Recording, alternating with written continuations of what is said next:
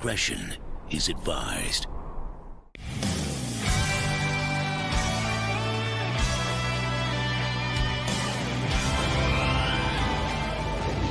Hello there, everyone. Welcome back to Geekin Out. I'm yours truly, DonPrime, here for another OUTTA YOUR Mind Sunday stream. And I'm here with the boys today, DonPrime, CMB, and Hot Toys Hotline. Good evening, everyone, and thank you for joining Geekin Out on Sunday night. We're better than Dateline and more informative. That's right. Sup, guys? Sup.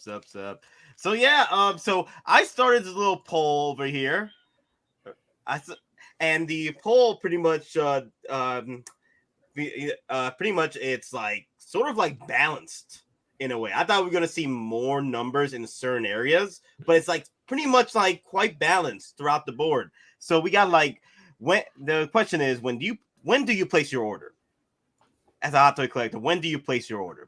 Is it day one? Is it after release? Is it discounted? Or is it blue screen waitlisted? So for day one, it's 70%. So day one pre-orders, like immediately day one pre-order. 33% after release. So pretty much after release, then the reviews come in and stuff. You know, I get that. Discounted at 25%, right? 25% of y'all would get it for discount. But then we got the blue screen rate list at 21%. At the beginning, people were more inclined to purchase their orders at blue screen or at wait lists. So, I mean, like at that point, you're like, dude, we're scramble. We got to get these in now. I'm like, these were like in stock for like 2 years. And now you want to, yes, now we place our order. It's like that meme, you know, that meme from that Mel Gibson movie. I forgot the name of the movie. Freedom! Braveheart. Oh yeah, Braveheart. The Braveheart meme. The Braveheart meme, like hold, Waitlist. The Battle of Sterling. The Battle of Sterling. Oh my god, man, that's the meme. So is it fair to live like that though? Live in the danger zone? Danger zone. Like I said, it's cheaper than cocaine. Cheaper than cocaine. Oh damn. And safer than jumping out of an airplane. Hey, jumping in an airplane is better than sex. I'm sorry. Damn. Obviously, most of the products is day one, just peace of mind. I know I'm getting it. Okay. See, Hot Toys Online. No shame in my pre-order game. Yeah, I don't mind day one pre-ordering it. These were like day one pre-orders right here. I used to be that. My 2-packs were my day one day one pre-order. So I'm more selective now with my day one pre-orders. But nowadays I'm more in the spot where I'm more discount process. Way about that 5%, 10% discount arena. But then I do, you know, I do pick out my day one pre-orders like your vehicles and what have you. I want to try and pay those off as early as possible. And I don't even care if I get a 10% discount on those vehicles because I'm still already paying so much already. But for more like the regular characters like Moff Gideon or maybe another clone trooper or what have you, I go for, you know, something like that 10% route. I am very rare when I decide I want to go with the blue screen or with the waitlist route. And when I make that decision, that's a decision when it's a figure that I said no to, and if it does go in waitlist, I'm like, you know what, I'll throw her or him in. Just for fun. You know, I got the cash for it. I'll throw her in, throw him in. I'll throw it in. Yeah, you know, I'll just throw it in. You know what I mean? But I and then flip my money, wait 6 months, and when it's going for 2.5 times because it's sold out. That's you, Don. But I don't do it for resale. I don't do it for resale. I'm not talking resale. I'm talking for trade bait. Either way, trade bait, resale. I don't trade bait or resale. I don't do that. Neither do I. But you know, some people are thinking that. That is true. That's actually a good segue right there. how many of y'all are buying another Hulkbuster just to resell and freaking trade bait in the future? I know there's a bunch of them, which rightfully so. You could trade this, get a car at one point. Or down payment. Let's down payment though. Yeah. Like, Yeah. wait, what's your down payment? A Hulkbuster. What? Like this big ass thing? Just check on eBay real quick. Oh, okay, we'll take this. Okay, thank you, sir. Thank you for your down payment. Or you get an actual like the sales agent. He's like, I'll give you $4,000 for it because you actually have it. Mm-hmm. Or if you're smart and you know how to trade, you trade it for like a Honda. We're going right for it. Loco Lu's in the house. What's up, poppin', bro? people? How's it Yo. going, man? You gotta get this Hulkbuster. Yo, that's the question now. Everybody's been asking, bro. Are you gonna get it? I have it in my cart. No. In cart is different. Are you going to actually click purchase? Yeah. Saying you got it in cart is just saying you got it in cart. Proof is in the pudding.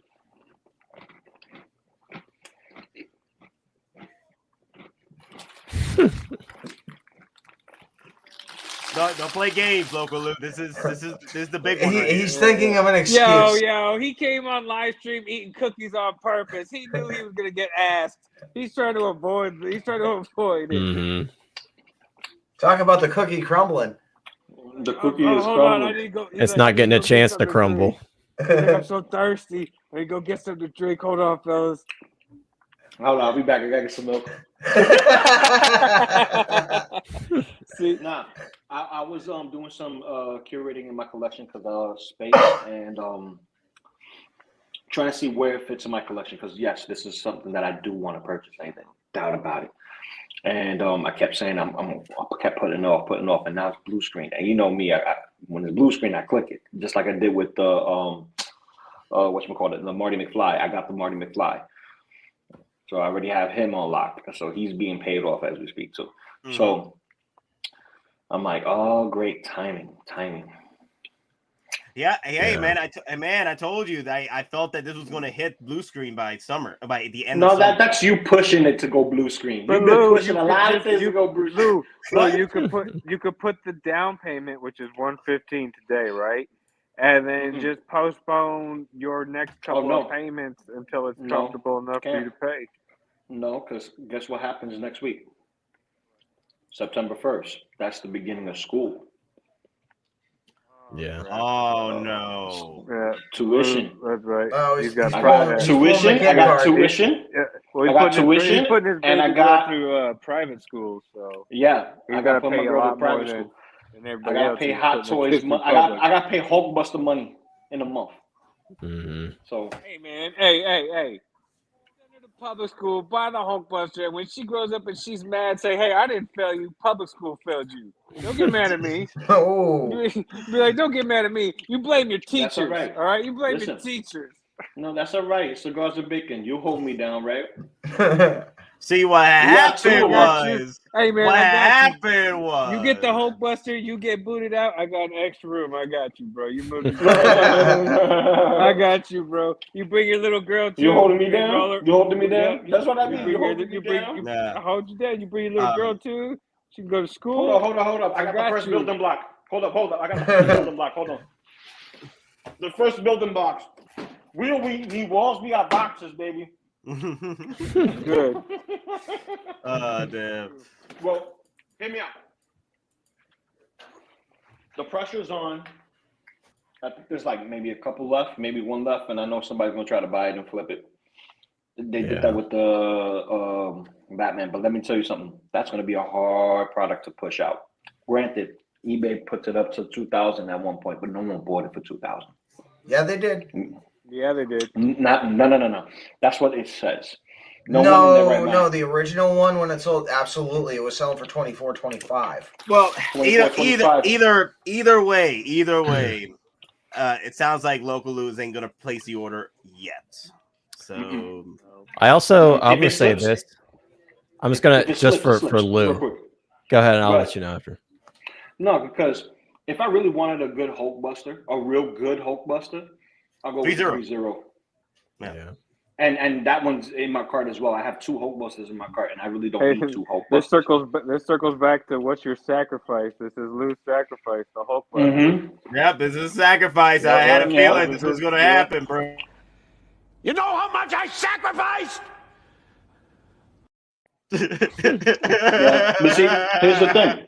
I collect multiple scales, so it doesn't bother me either way. Yeah. And most of my, like, I have the entire, Hall of Armor from SH Figure Arts. So I have a 12 scale version of the Hall of Armor. So just getting the 3-0 is just completed. You know what I'm saying? So it's like, yeah. Where would I put it? How does it fit in my display? Because I got my Deadpool core. I have my What Ifs that I'm building up, and I have my Spiderman, and then I have my Turtles. So my What If is the loosely cherry pick. It'll come when it comes. But that Hulkbuster is something I absolutely want to get. It may cost me eventually down the line, but we shall see. We shall see, because from what I'm gathering, I got a 10% coupon too still that I could use. So I'm like, but can I? Let's see. But Loco, you know what from my gathering here is you're not letting yourself get FOMO. So that's a good thing. That is a good thing, because a lot of collectors that do fall into FOMO, you know, they end up FOMOing on a figure that they necessarily did not need or did not want ever. It's only because of the hype that's been generated for that figure that they are making that purchase at this point in time. Like, there's probably people out there that, not saying that it's you're part of this Loco Lu, but there's probably collectors that did not even want the Hulkbuster, but they're making the purchase now because it's selling out. Yeah, you know what I mean? Exactly. And here's the thing, that's not a wise collector. That's not a wise collector, in my opinion. You buy what you want, and then you try to, bargain bin, your way to the door.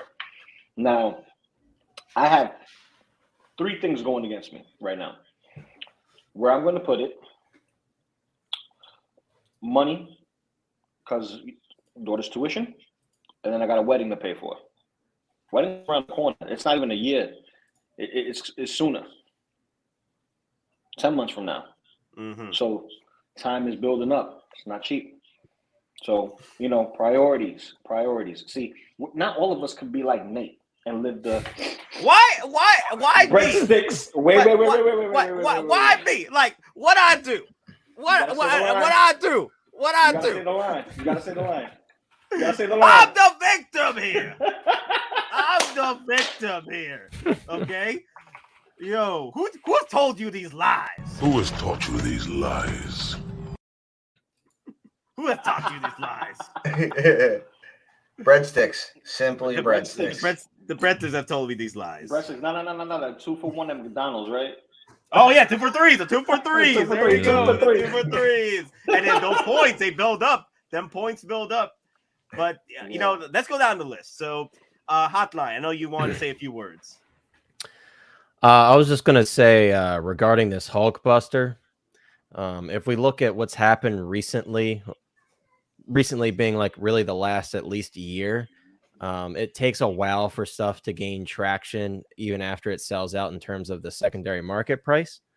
So I would say even with this one, I think Lou has a bit of time to grab it on the secondary market. Yes, it sucks that he can't do the split it between 2 payments through Sideshow if he doesn't get it now, but I don't know. I don't think this one's going to rise in price for a while. Yeah, it's the Hulkbuster, and the original one, the original one went for a lot. But I mean, if we look at the secondary market as a whole, like, everything is just not performing very well in terms of value. Even 6 months down the road, there's a lot of figures that are 6 months past sold out right now. It's more of a for sure. And who knows when that's going to turn around, I mean, that's kind of the state of 1/6 collecting as a whole. Even other companies like 3-0 and things like that, they have the same thing happening with that. Like, look at the Game of Thrones figures. I mean, you can get those for $120 a piece sometimes. So I will say that, at least for those who are considering this now, but don't have the money to shell out, you'll probably have some time to grab it. Just keep in mind, you will have to shell it out all at one time because you're buying from a private seller as opposed to places like Sideshow where you can do payment plans. But I think this one will probably sell for less than retail for a bit before we see any price hikes on it. Ooh. Yeah. Oh, I okay, would so say let's so see. too. Let's hear the other side to that. DonPrime, what do you have to say? I'm not gonna say.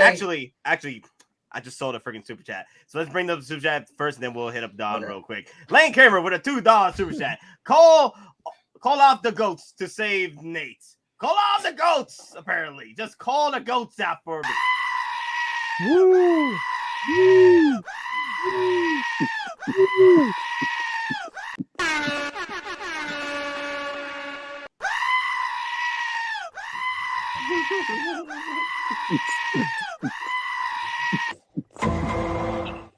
All right, so and those of you who are asking how I'm feeling, I was about to go and cancel the stream, but I'm gonna make it. All right, I took some day quills.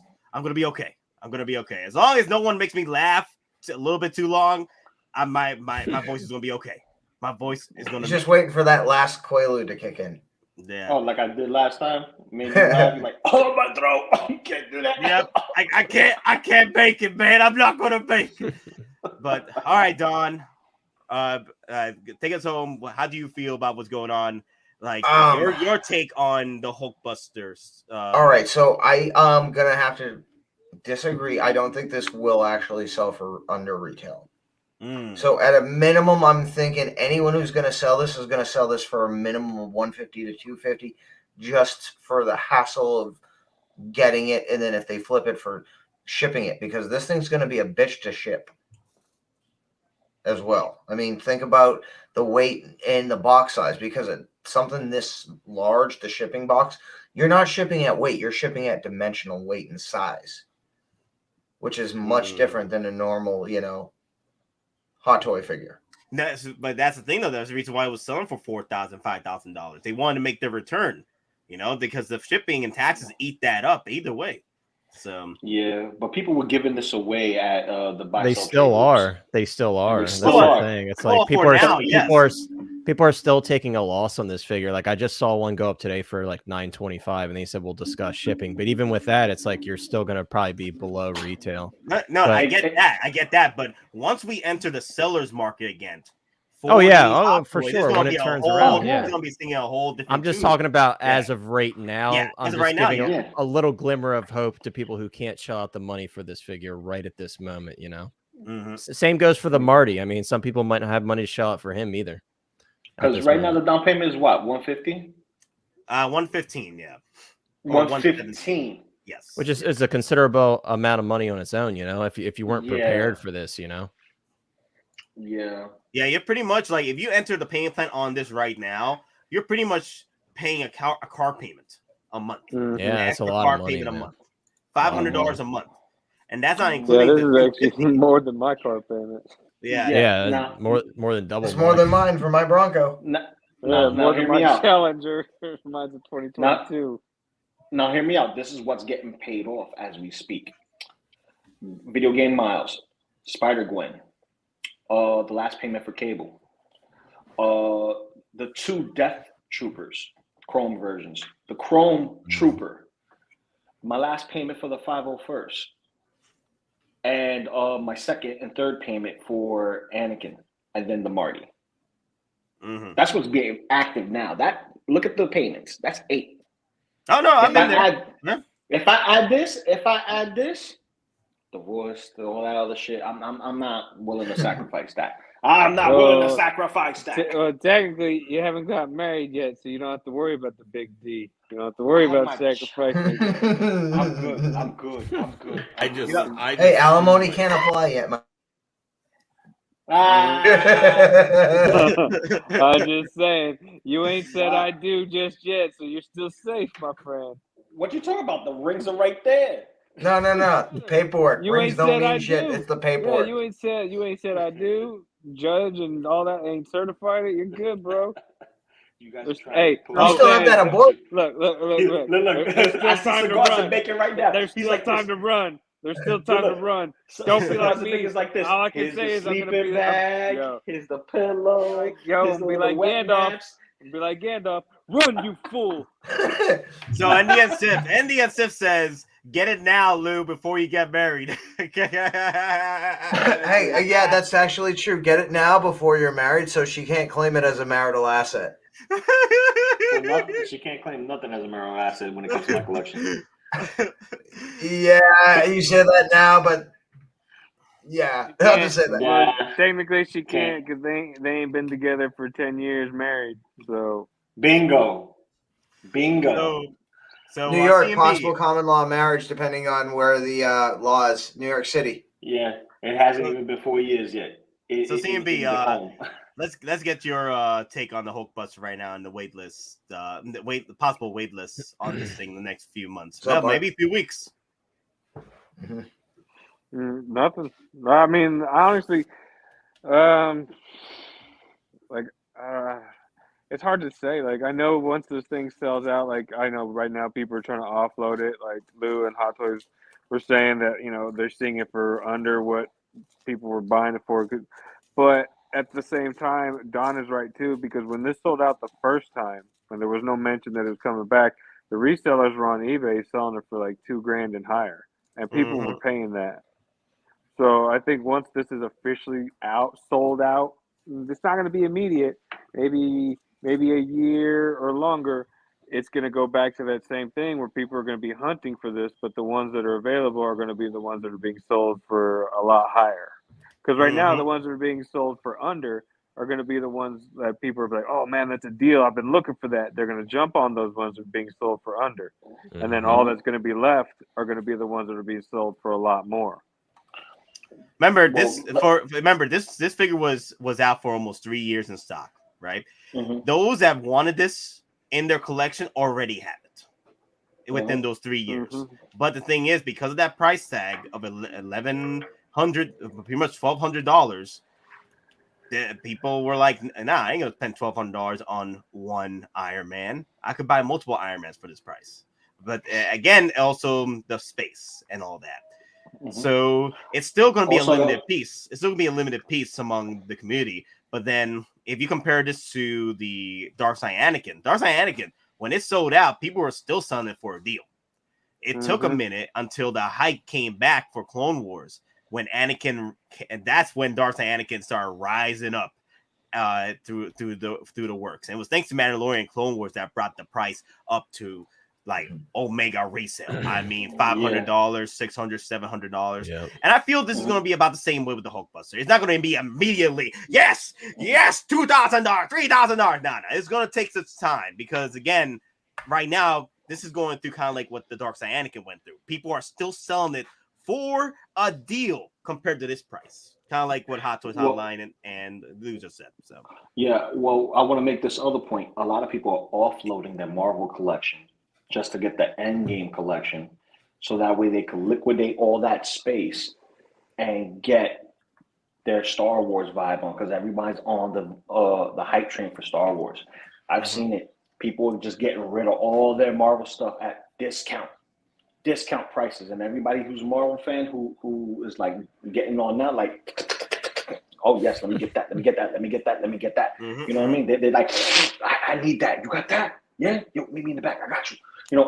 They got that they get the new Marvel vibes, like, oh yeah, that's mine. I can get it. Yeah. So the hype train is not there no more for it. Plus, with the downfall of the Hulk, this is a companion piece. You companion this with your Mark 43. 43, right? Yeah. It's Mark 43, and then you also companion this with your Hulk. And right now, Hulk is going for a grip, and we don't have another Hulk other than that Hulk. Yeah. Right? And that one's going for a grip. So if you're looking at 2 payments of this price to have that nice collage, and then you accounting for the space itself, you know how much space that takes up on a shelf? The Hulk and the Hulkbuster in a nice little, battle scene, So how many figures can you, encompass that space? Height and width. You're thinking of real estate. But also you're thinking about money.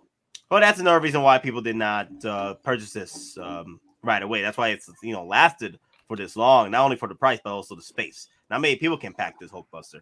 So I feel that those are jumping in. That's why I want to bring up the Hulkbuster here real quick, is because I feel that collectors are jumping in on this right now.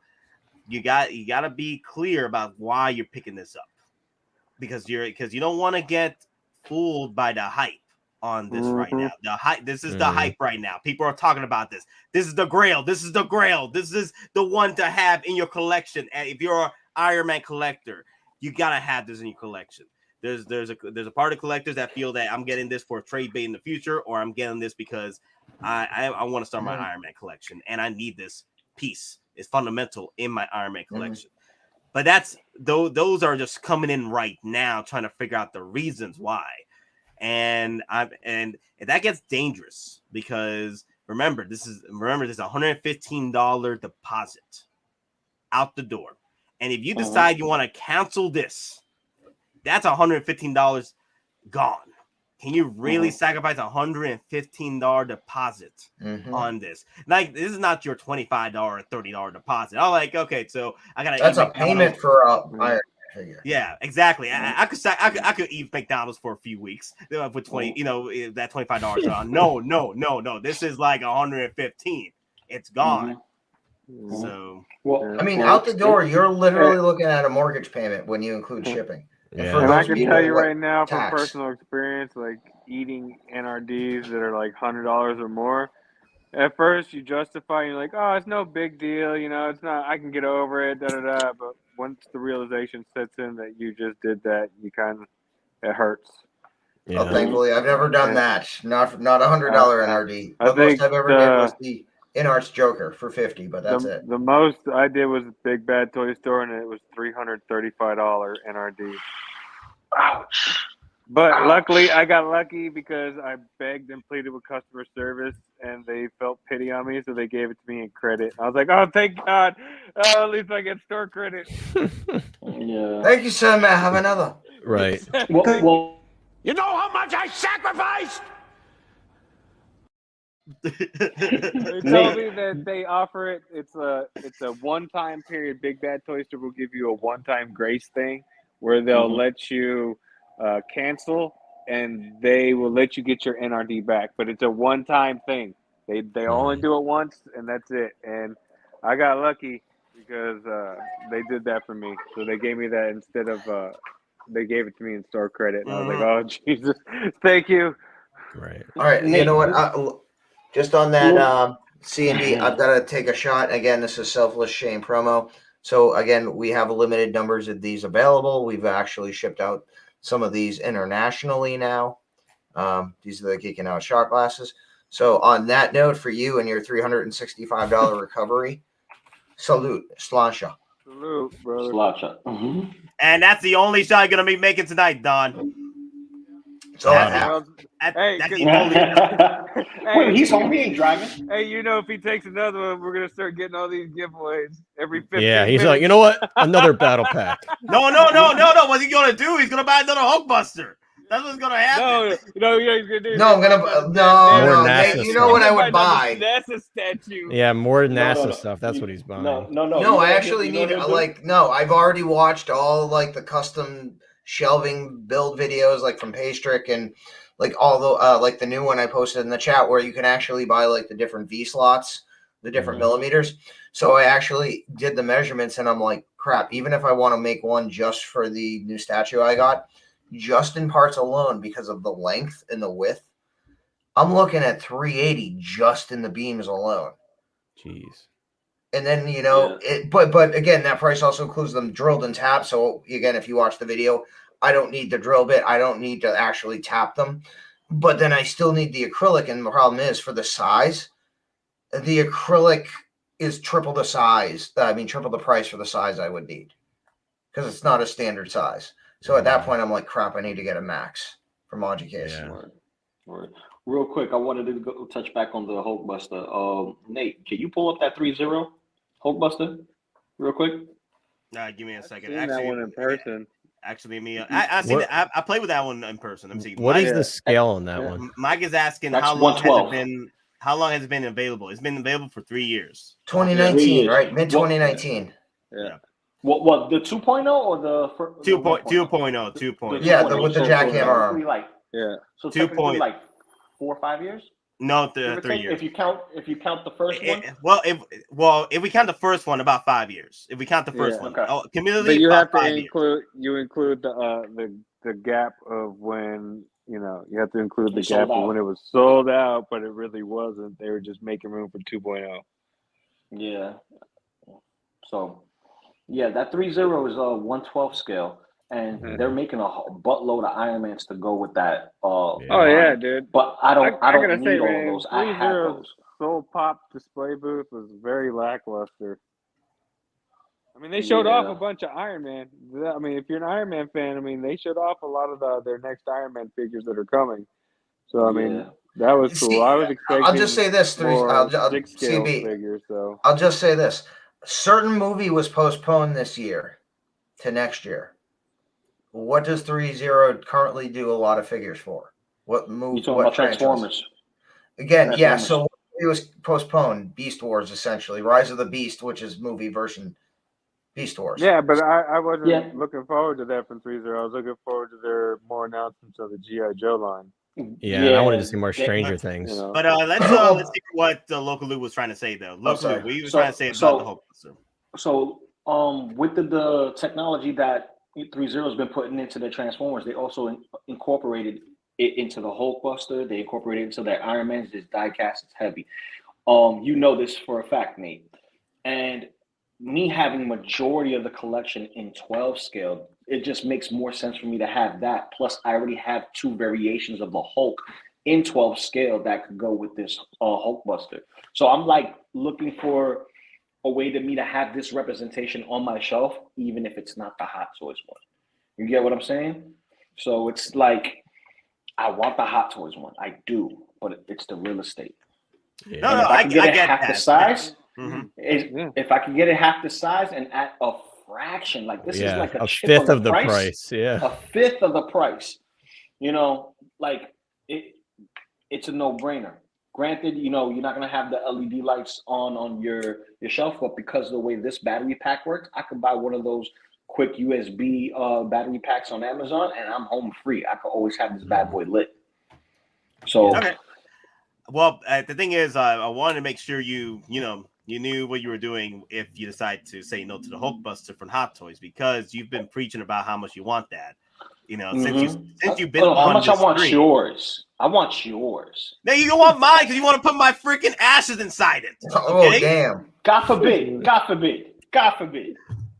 I mean, I'll just say real quick, it's not like I don't have one of these already in my possession that we're going to go away for a future giveaway once we hit a certain mark. So You do realize, if you kept Nate's ashes in the Hulkbuster and you kept that in your house, don't be surprised if you wake up at 3 a.m. and Nate's ghost is right there at your fridge, scratching his ass and looking in your fridge for something to eat. What the hell? Hey, bro, one that kept it'd be like no, Nate's powering the Hulkbuster. Listen, Nate will not be doing that. No, Nate will not be doing that. He'll be looking at deals at Olive Garden for breakfast. He'll be looking at. There you go. Yeah. He'll be looking at. Okay, what standing at the foot of your bed, maybe standing at the foot of your bed, bro, you got my Hulkbuster. When are you taking me to Olive Garden next week? We're gonna go next week. You said that last week. Who has taught you these lies? No, he's gonna be like this, in the foot of the bed, just like this with the light on. Live stream. Lou, I've been patient, bro. He's like, I've been patient. I am the Grail. He's like, I've been patient, but you're gonna start making me make the walls bleed. I'm gonna start making stuff float. I'm gonna turn angry.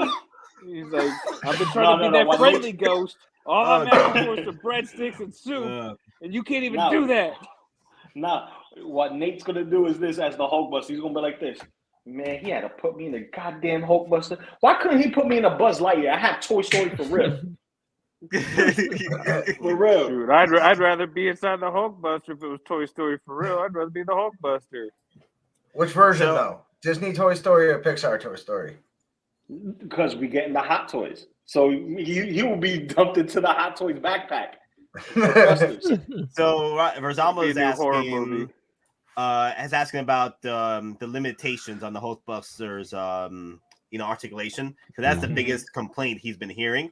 So you pretty much can do the bit of the what's the one for the Iron Man, either the regular Iron Man pose, upper body Iron Man pose. The legs, you can't really do much with the legs. That's the unfortunate part. Yeah. But you could do a lot more with the upper body. But the legs, though, you can't really do much. You can't really do a proper where people were talking about Hot Toys, the ground pound. Like Hot Toys was going to give us the ground pound Hulkbuster at one point, but because they had to re-engineer, like Doc was explaining, they had to re-engineer it in order to fit a freaking Iron Man inside it. Yeah, which is the biggest mistake ever. There you go, repulsor blast. You could pull you could do the repulsor blast pose, but you cannot do anything else beyond that with the. You can move. You can also do the Hulk grab when the left arm turned into the receptacle that grabbed his fist. Yeah, the handcuff. Yeah, I mean, but the thing is, though, if you want to light this up, you're either going to need a few. Oh, sorry. But yeah, if you want to light this up on a system, to keep this consistently lit up, or everything on one system. So you're either going to need one fusion reactor with 23 different connection ports, or you're going to need 3 soap reactors, again, just to power the Hulkbusters.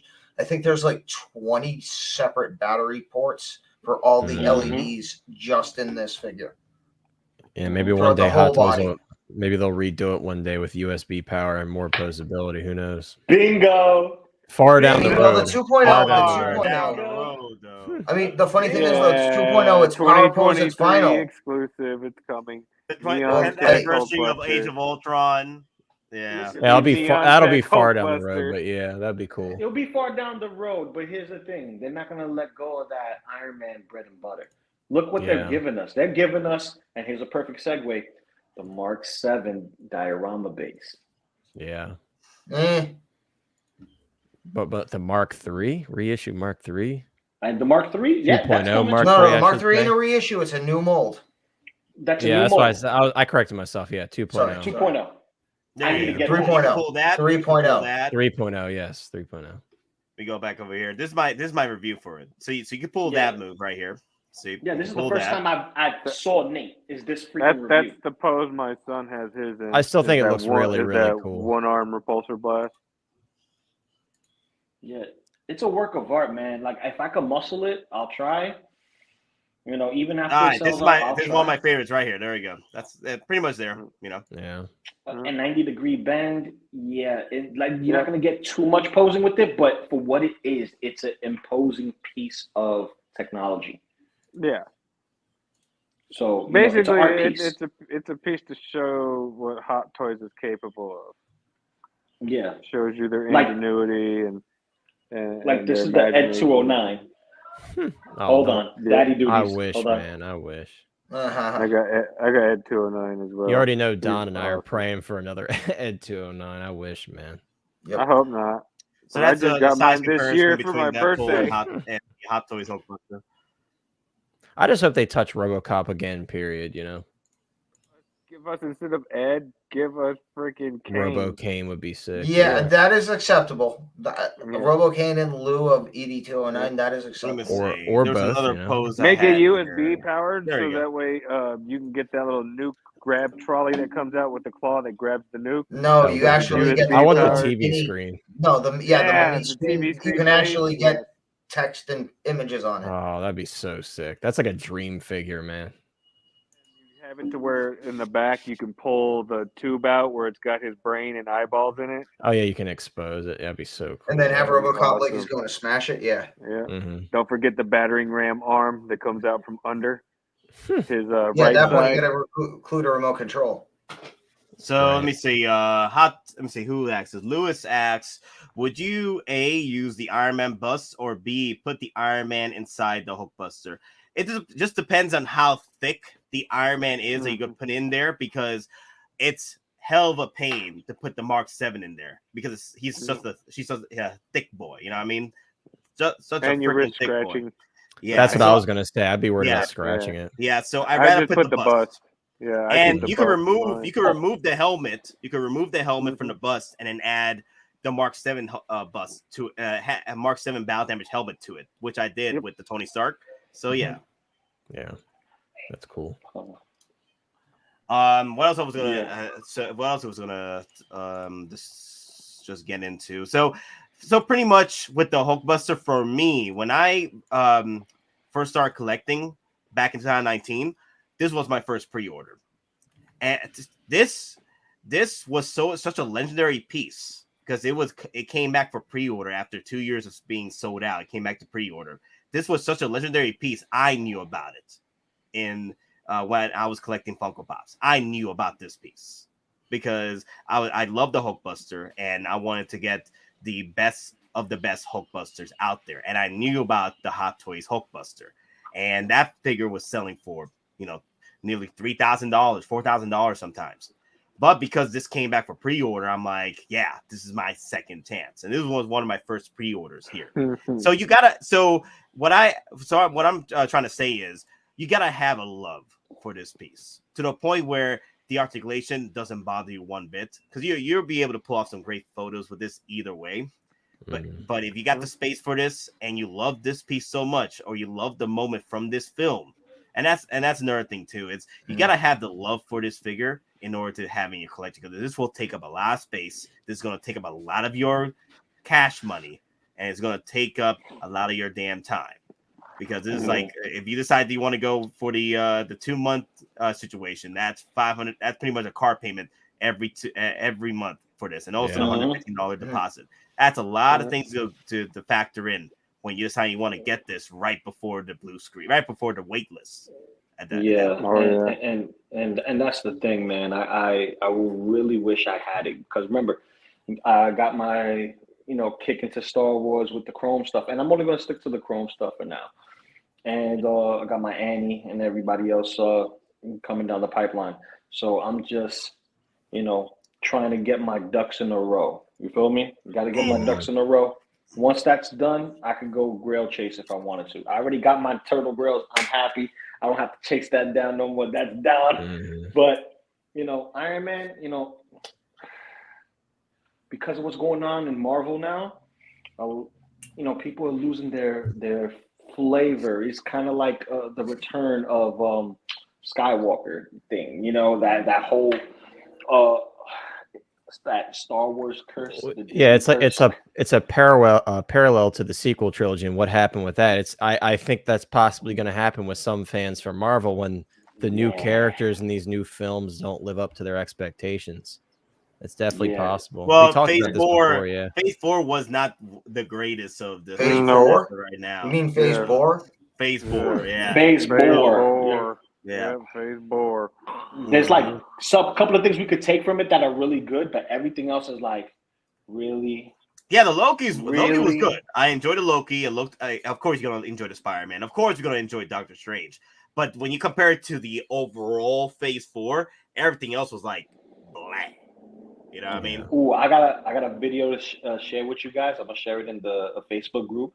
Make sure you go to 6 Scale Survival Guide. I'm gonna share it in the chat. It's a video you guys could check out. It talks about the whole Phase 4 situation and how it's overcorrecting a lot of things, where we're overseeing stuff and then we're being critical on stuff all at the same time, and then we put it all together, and how a lot of fans are just tapping out. They're like, it's not for me. We're not watching this no more. This is done. Oh, that's right. Moon Knight was good. No, there was good stuff. Moon Knight was good. Yeah. There was good stuff, but not a lot of it. You know what I mean? Compared to the other cherry picking. You're cherry picking. Like, for instance, She-Hulk is good to a certain extent, and then you look at the Hulk. You're like, they spent a lot of money in the CGI. His CGI is on point, but that's not our Hulk. That's not the Hulk we know and love. Well, we might see a change. Yeah, we can't enter with spoilers. But if you've been watching, it sounds like they're going into a phase for Hulk that we might see him come back at some point in fashion. So I'm hoping it's a mix of Maestro Hulk and Professor Hulk together. I want that savageness. I still want that savageness, but I want that intellect too. You know what I mean? That's I know. Green. Yeah. So I'm hoping we get One with the I'm mohawk hoping and the we're beard. getting WW Hulk. Ooh, World War Hulk, where Hulk comes back and he's just like That's where annihilating everybody. that's where it's supposed to be heading. Is that so? But don't let Taika Waititi hold it, please. Yeah, we won't talk about Taika Waititi, Don't. but yeah, it's not. we need a serious Hulk movie, one where Yeah. he's actually like Yeah. raging, angry, and all of that. We need a Quentin Tarantino Hulk. Yes. Can you I imagine? don't know about So- that, 'cause then so he'd he be a has, racist Hulk. He has a. Come back racist. He'd So have come a back foot fetish? racist as shit. Yeah, he'll be like, "You're not green like me." No. Hulk doesn't have a foot fetish. But anyway, let's go. Let's get back to discussion here. One thing I also want to discuss too. So the Hulkbuster is not the only one that's been hitting waitlist or playing close to waitlist or being hit blue screen. There's several figures, several figures like the Black Widow, the Harley Quinn from Arkham Knight. Harley Quinn is hitting the blue screen, and the Marty McFly is hitting blue screen too. Several of these figures that have hit blue screen have pretty much been sitting around for about 2 or 3 years in stock. And I feel the reason why that is happening right now is because now since things are coming back to sort of some type of normalcy where people are going out, they're actually, working and getting funds in, they're going back into, buying up whatever figures they feel that they missed out on. And now, because that 2 year, 3 year wait has now been, eating up that stock, not as fast as we thought it would, but now things are catching up. And I feel that these 2 or 3 year wait stocks are probably going to start becoming blue screen at some point. And the one reason why I want to bring that up is because once we get that blue screen, people are going to be just buying up these figures just because of the blue screen, and So, that's pretty question. much the FOMO purchases. I mean, you got to be careful with those FOMO purchases because it doesn't start with one. It starts with multiples when everything gets blue screen. I remember this when the BTs and the OTs were still in stock at Sideshow. All these blue screens were happening everywhere, and everybody was trying to buy up everything. Like OTs and PTs were happening, everything. Everything. So Question. I'm just Do trying you to think warn Sideshow's people. pulling a fast What's one? up?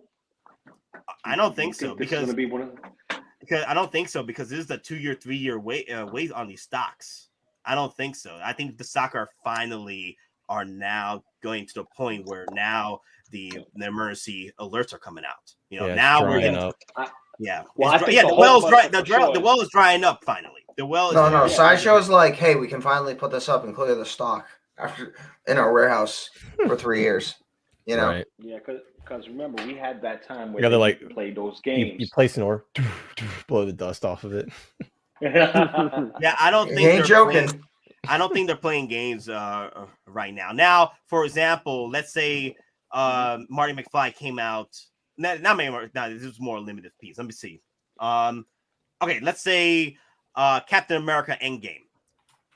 Pretty much came out for release, and then within 1 week, it started hitting blue screen. There was a mistake there, and it did. I think it was within a week or a month that came out for release. There was a wait list that happened. Everybody started buying it up, and then this new stock came out. I don't think it's a mistake. I think these are legitimate blue screens because they've actually ran the time on how long they've been in stock. So this one's been in stock for about pretty much a year right now, and this is limited. This is a limited piece. There's also a exclusive piece as well. The Marty McFly I have over here. This one is now hitting the blue screens, and it makes sense for this one. Now, if this was anything like the Clone Trooper Chrome, this would have sold out within a few weeks, like the Clone Trooper Clone. But the problem is the hype is not here for Marty McFly. Now there is hype for Clone Wars Chrome, the reason why it sold out so quickly. This one right here, there is hype to the point where it lasted for about a year, till it started hitting the low stocks. Yeah. That's why I know people were comparing this to the Clone Chrome or the Boba Fett Arena. Like, why didn't Marty sell as fast as these if they were all limited? They were all limited. They had a limited number. I think it was about either 500 at HK. So I'm guessing about the same amount that Sideshow would have available compared to the Storm Chrome they have here for pre-order. I feel that the hype was not here for Marty. Now, for us that are like fans of the 80s, this was hype. We had to have this in our collection. We get it. But there's more hype right now for Star Wars and more hype for Marvel. Those are the ones that will sell out very quickly if you let them. Like, if you make that mistake where you let everybody order a Boba Fett at unlimited, that's going to sell out. You mean 6 without pre-orders price? Yeah. Yeah. You mean you don't have to drop a deposit on 6 of them? Yeah. So yeah, if you make like what Taicho's mistake was made on that Boba Fett, of course, because the hype was strong on that, it was going to sell out within 14 hours. So like, it was a lot of mistakes made. But for this one right here, what's up? I was going to ask, was that which is the highest or the most fastest selling item of Hot Toys? So as of right now, it is Suicide Squad Batman. 2 hours. Ooh. 2 hours. Yeah. That was a Toy Fair exclusive.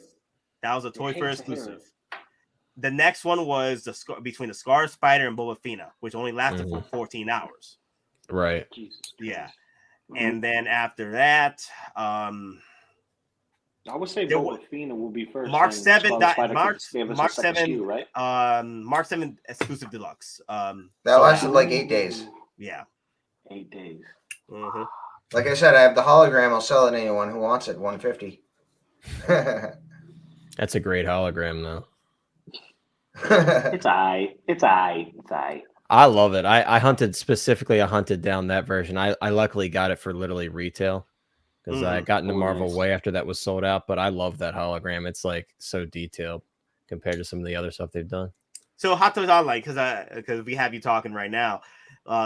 Tell me how you feel about what's going on with these surprise low stocks coming into play. Yeah, I mean, I think like you were saying earlier, it's about time. Marty, for example, is one I've been watching for a while, and I kind of felt like it was almost time for him to start selling out. So I did just grab Marty when we first got the blue screen warning. I'm like, you know what? I'm not going to chance it any further than the blue screen warning. That's enough for me to be like, all right, you got to jump on it. So I had some rewards. Unfortunately, like a dummy, I completely forgot that I had all of these Hot Toys boxes with QR codes for 10% off. So I didn't. Oh my god, that's all right. Though there's plenty of stuff that I'm sitting on right now, like Vision and a bunch of other Marvel stuff that I'm waiting for in stock status, and those coupons are good till November, so I got some time to use them. But yeah, I mean, I think for a lot of this stuff, and like Dom was saying too, this stuff has probably been collecting dust, and they finally had a chance to dig everything out and do another count, and they're probably like, oh, that's all we got? Okay. So then they started updating the website, and I'm sure over the next couple weeks to a month, we're going to see more popping up because they're probably they're probably going through and seeing what they got, and they're like, okay, maybe it's time to kick some collectors into gear because we don't have that many left. Let's throw a warning on it because they know the moment they throw that up, they're going to get a bunch of people jumping on it who wouldn't otherwise have bought it before because they're waiting. And that's the end of your wait right there. Once they throw up the blue warning, that's when everybody jumps on it, including myself. And I believe Lou, you said you grabbed Marty. I got mine already.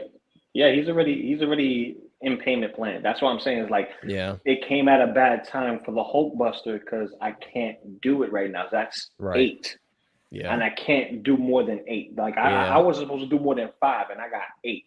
So everybody's been pushed and pushed and pushed. So now I have another one that I have to push constantly until I actually get something, pushed in. So yeah. So what I did with this guy, I was waiting and I'm like, do I want to spend the money on the other Marty with the hoverboard and the Air Mags? Because that's like my favorite look for Marty. But you know what I did? I was like, you know what? I don't care. I'm going on eBay. I bought a pair of counterfeit Nike Air Mags that actually say Nike on them, and I'm going to throw them on this Marty, and I'm going to be happy with that. I do want to hunt down a hoverboard. because obviously like that's the most iconic look for Marty is the Air Mags and the hoverboard. But for me, this one right here is going to go inside my DeLorean. That was my plan. So that'll be perfect. I don't have a Marty at all, so I'm kind of making this like my definitive Marty, and that's why I want to give him the Air Mags.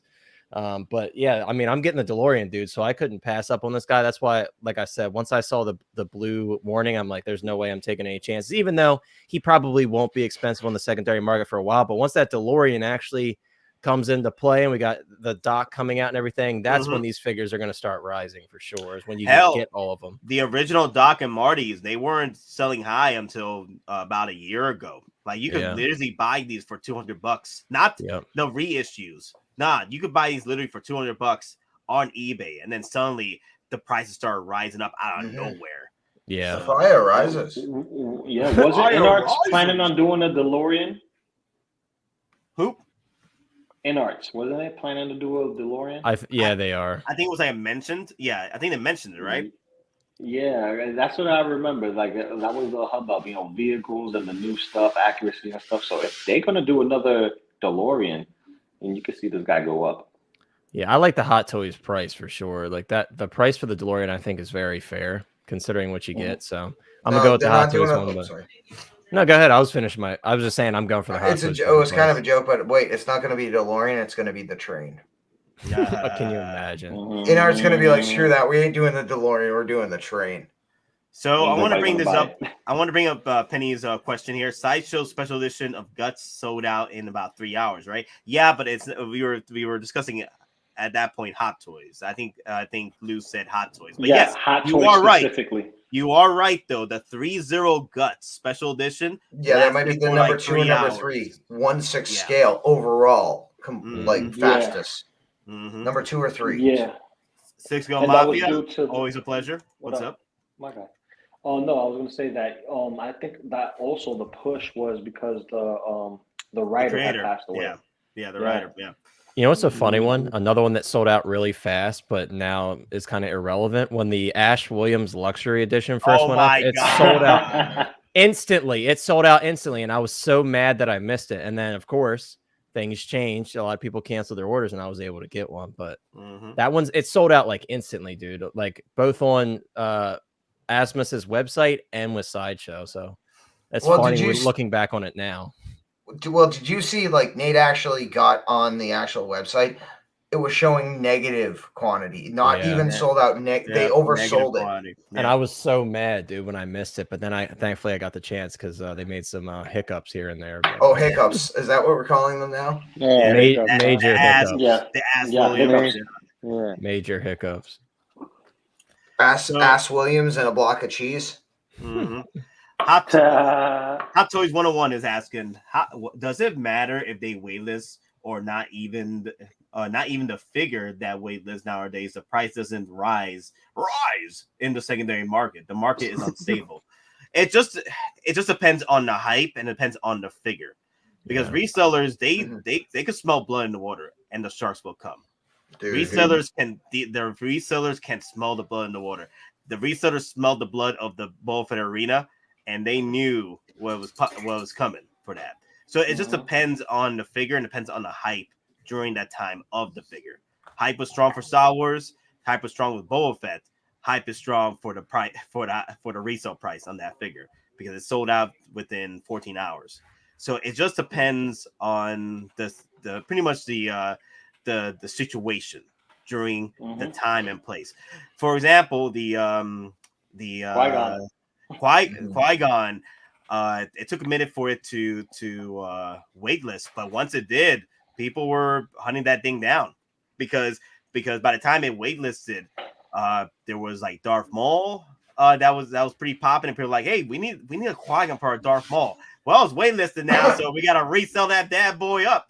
And then even though everybody started hating on the damn hair, but then everyone was like, you know what, the head sculpt, minus the hair, the head sculpt is fire, and it is. Qui-Gon's head sculpt is the hair does suck, but it looks great. The sculpt is nice. He's not a Pantene guy. No, he isn't. He's a no wash hair guy. That's what he is. No wash. Now Cody, damn. Oh wow. Cody sold out within I was talking to Cisco Mafia about this last night. Well, we were talking about which I was going to get into in just a minute about the nature of grails these days. The Cody, which is a perfect example of what's going on in the market these days because it's so freaking ridiculous. It's so it's all over the place. The Cody sold out within let me see, about 4 months. I think within 4 months, I think Cody sold out. I mean, a penny knows exactly how long it took for it to sell out. But that Cody, nobody wanted it. Nobody. It was in dead on the pre-orders, right? We dead on the pre-orders, right? And then a lot of issues too with QC, a lot. Yep. And then when the videos started happening, the videos started happening. 2 months. Thank you. The videos started happening. The reviews started popping. People were enjoying the figure. One of the best episodes of all time. And then people started selling that thing for $350, $450. It started rising. So, so these surprise sellouts on these figures, they'll deliver some surprise numbers because people, it's not the ones that are like pre-ordered heavily that end up rising in price. Is because everyone has that already. Is the ones that you least expected. Right, the figures that have less of a population because a lot of people didn't pre-order them. Yep. Look at the Remnant Trooper, perfect example. Like that one immediately shot up because a lot of people were talking crap about that figure, calling it like the poop trooper and all this other stuff. And when it actually sell out, everybody's like, "Oh damn, I should have bought that," because people got it in hand. And they're like, "Oh, it's actually a lot nicer than." Because I was talking crap about it, and I decided to buy it before it sold out because I changed my mind because I wanted to go all in on the Mandalorian line. And when I got it in person, I'm like, damn, this is really, really nice. Like, I feel bad for talking crap about this figure because it was a big surprise to me. Yeah, for me, when I ordered a Remnant Trooper 4 times, people thought I was a madman. Like, why do you like this damn thing? Why? Like, look at the look of it. It's just disgusting. People were just like surprised about it. I'm like, I bought 4 of them because of the moment. Yeah, like, the 4-2-1. The 4-2-1. 4-1. I like those odds. Exactly. But I want to say, this whole trolling culture that we have going on when we see something, we start bashing it, but we're still gonna get it kind of mentality. It really needs to slow down and die down a bit. Just because like you won't know until you actually get it in hand, and not every figure is perfect, but some are worse than others. And not everything is going to get the upgrade like Peacemaker, for example. Unless attention is brought to it. You get what I'm saying? Yeah. Attention has to be brought to it. When you talk about Cable, for instance, we got exactly what we saw, the prototype. Everyone was, yeah, we're getting a Cable. This is awesome. Look at the body. The body's dope. Oh, this is that and the third. No one said squat about the neck. Yeah. Until you got those blogger photos. So, people eat your words. You know what I mean? Like I know when to, eat my words when I mess up and stuff like that. But this meme culture of just memeing everything, it becomes very toxic and annoying. And then it takes away from the fun of collecting. Granted, there's a time and place for it, but then when you see it every day, all day long, for months on end, it's just like, okay, I need to turn this off and just buy what I like. My concern is when collectors do complain about the figure to the point where it's disgusting to them and they still buy it. Like, why do you buy it in the first place, though? Right. I thought you didn't like this damn thing. I still bought it, but why? You just told me that straight down every damn detail of how much you hate this damn thing, and you're still buying it. Why? You're gonna just resell it in 2 weeks. I was just talking to Cisco Mafia about this yesterday. Collectors are now buying figures they do not like, and then when they get it in hand, they're like, I really don't like this thing. Well, of course you don't. You just told me you don't like it. Why are you gonna resell it in 2 weeks? Yeah. Pennywise, all those people. I don't even watch horror movies, but this figure looks cool. And they get it in hand. Wow, this doesn't fit my collection because I don't have any other horror figures because I don't watch horror movies, and they're all just reselling their Pennywise for less than retail. But they'll jump for the Anarch ones because it's Anarch. Right. Yeah. You know, if you want to start a horror collection, you have to start with one and then work you can't just be like, oh, I got one horror figure. Oh, this doesn't fit my collection. Right. I wanted to start a horror collection. Well, you start with one usually, isn't that how it goes? And then you add to it. Call me crazy. Absolutely. You know that the Hot Toys Pennywise is goated. I love that figure, man. We've been blessed by Obi-Wan Kenobi with words of wisdom. Kenobi too, the man, the myth, the legend. We do have some bad actors in the community. Tread carefully, young Jedis. Yes, wise words, Obi-Wan Kenobi. Big brother Kenobi. Man. So for that, I got to bring in the chess. In chess, the pawns go first. Humans and their guns. Damn, but it's ironic though, because very once in a while pawns win the chess game. But just strong if you know how to use it. So, oh my God, I'm seeing Mr. Holbrook with the $2 super chat. Loco Lu, did you get your Hulkbuster, bro? No. Oh man! Let the ghost.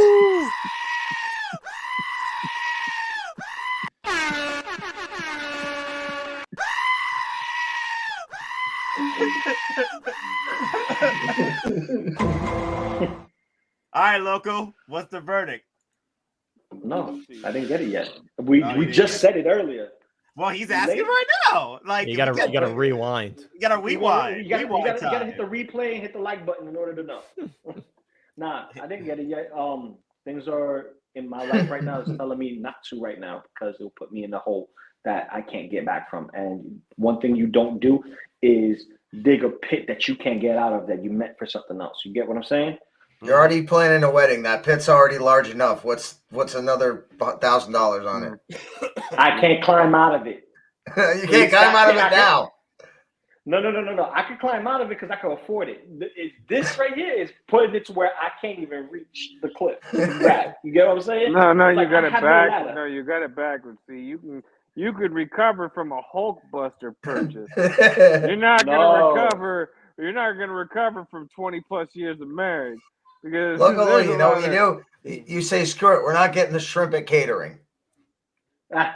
Well, that's the thing. Families catering. Hulkbuster, you just sacrifice your finances. When you say I do, you sacrifice your soul too. And your happiness.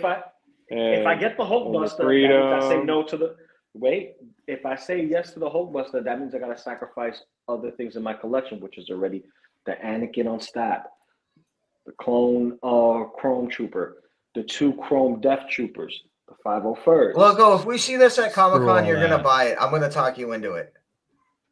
If we see this at Comic-Con, it'll be extra $800.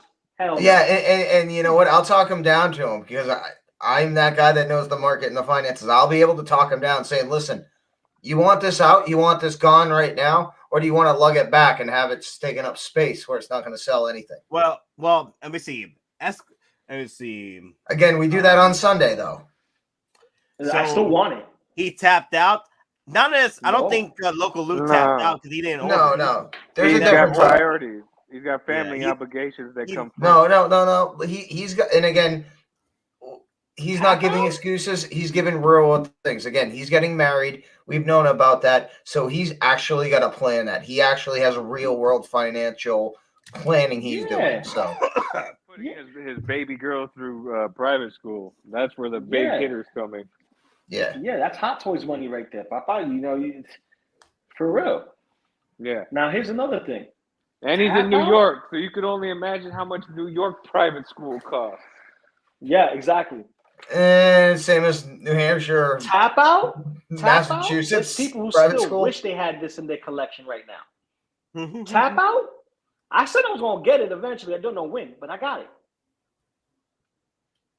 it. I think it's massive. That's what she said. So you gotta put the Master Mold head on that. So I know. So another thing I wanted to bring up too. So I was talking to Six on Mafia yesterday about this. The one thing I wanted to just to bring home to a lot of collectors is, okay, so you are at the end of the day the captain of your own collection. You are the captain of the ship. You're the captain of your own collection. I've been seeing a lot of collectors come into the collecting game or buying up figures that not necessarily they want, because they're getting it because the hype is there for everybody that want it, or their favorite influencer wants it, and they're pushing it to you that this is the best figure of all time. But once you get that figure in hand, you don't like it because at the very beginning when you saw that figure, you did not want it. But then now later on you did want it because you saw reviews or like there's hype for it. But then you're like, okay, so I have it in hand. Now I'm going to go and resell it in the market for either half the price, or I'll take a bullet for it and resell in the market because I did not want it in my collection in the first place. You know, and I feel that the collectors need to control that better, because you're at the end of the day, what I see is happening. Let's say, okay, so a lot of people say that Hot Toys is like the Lamborghinis or the Porsches or the Ferraris of the 1/6 scale for 1/6 collectors, right? Or community, right? I hear that a lot. So if that's the case, do you just continue buy up a Ferrari once a month just to trade it for another Ferrari, or trade it for another Ferrari? First off, Ferrari won't allow you to do that. So no, just well, I'm just saying. Okay, any luxury car that you're spending literal like I mean, unless you're Floyd Mayweather Jr. Okay, I mean, logic aside, let's say you are trading out your Ferrari every 2 weeks before another Ferrari because you did not want this particular Ferrari because you didn't like the color or you didn't like the shifting. Now you want the other Ferrari. You know what I mean? You're just trading or reselling that Ferrari figure again and again and again. You know what I mean? Oh, yeah, I know what you mean. You're not owning nothing. You're leasing it. You're basically leasing it. You're holding it until you're done with it, and the new comes in, and then you get rid of it. Yeah, basically at that point, you're just financing the next figure with the figure you already have. Mm-hmm. You know, basically that's a false economy, so to say. You know, for lack of a better term. You know, you're creating your own, feedback cycle where you're going to buy an item. You're going to immediately flip it, then you're going to fund the next item, vice versa. I mean, that's almost exactly the same thing that, like a lot of blog photos do. Yeah. So what are we talking about? At the end of the day, with figures, people are continually buying figures they don't want in collections, and they're biting the bullet by selling the figures for half the price or trading it for another figure. You know what I mean? Within 2 or 3 weeks of purchasing it, or within a month. you know what I mean? The curse of Anakin will remain. I had to get up for that one. Damn. Shots fired. Shots fired. I did not say that. I did not say that. I did not say that. I just screwed myself. So Wait, Lane. In case you don't want that Mysterio, I'm available to purchase it. I'm just saying. No. Even on Lane's part, I'm gonna think that's have to be a Mysterio no. It's Mysterio no. He does like that one a lot. Well, I say that and he sold Darkseid Anakin, so I think was about to say that, he did like Darkseid Anakin a lot too. So, and what he's trying to get back now? Yeah. Some cause babies. Okay, Indian The cause babies. Who the hell buys a figure they don't like and sell it half of what they paid for? Oh, you'd be have you not seen OSR? You have not seen Facebook marketplaces? Oh my God, it's ridiculous. Like people giving stuff away, man. You would be amazed like how easily some people are just like, I wouldn't say was a good word. Oh, not tricked, but overhyped into buying a figure that they may not even like, but because they fall for the hype, They get Well it. put. You'd be amazed how many people actually do it. And then once they Yeah. get the figure, then they go, that whole Anakin thing. Oh God, what have I done? And they want to What get have I back done? anything they can for it. Yeah. Yeah, but see, so some Oh, people they'll have bite money the to burn, bullet. but that's the thing though. Like, for me, if I was buying like again, a Porsche or any luxury car, I want to keep that luxury car for more than just a month, Yeah. than just trade it in or resell it for another luxury car. I'm like, at the end of the day, I'm burning myself doing that. And that's and I feel collectors are burning themselves doing that with their Hot Toy figures. And I'm like, is it okay to burn money even if you are well off? I'm like, But you I feel don't- that's a yeah. waste. I feel that's Don't a waste. fall for someone else's. Don't fall for someone else's hype. If it's something that you like, then you buy it. Don't fall for someone else's hype because, like, let's say you like Iron Man, but this person you follow or even your friends are like, "Oh, this Thor figure's the greatest," but you don't like Thor. You like Iron Man. Yep. Don't feel like because the group is getting one figure that you need to be included. Because at the end of the day, one, you're wasting your money. Because you know damn well you don't like the figure. So you could have spent that money on a figure you actually enjoy. Two, now when you get the figure, you're gonna have buyer's remorse. And you're gonna be like, well damn, I don't even want this figure now. Now you're gonna do what we were talking about. You're gonna try and offload it either through trade for something that you might like, or you're gonna try and sell it, but you're gonna have to bite the bullet because now you're gonna have to pay for shipping, you're gonna have to sell this figure for lower cost.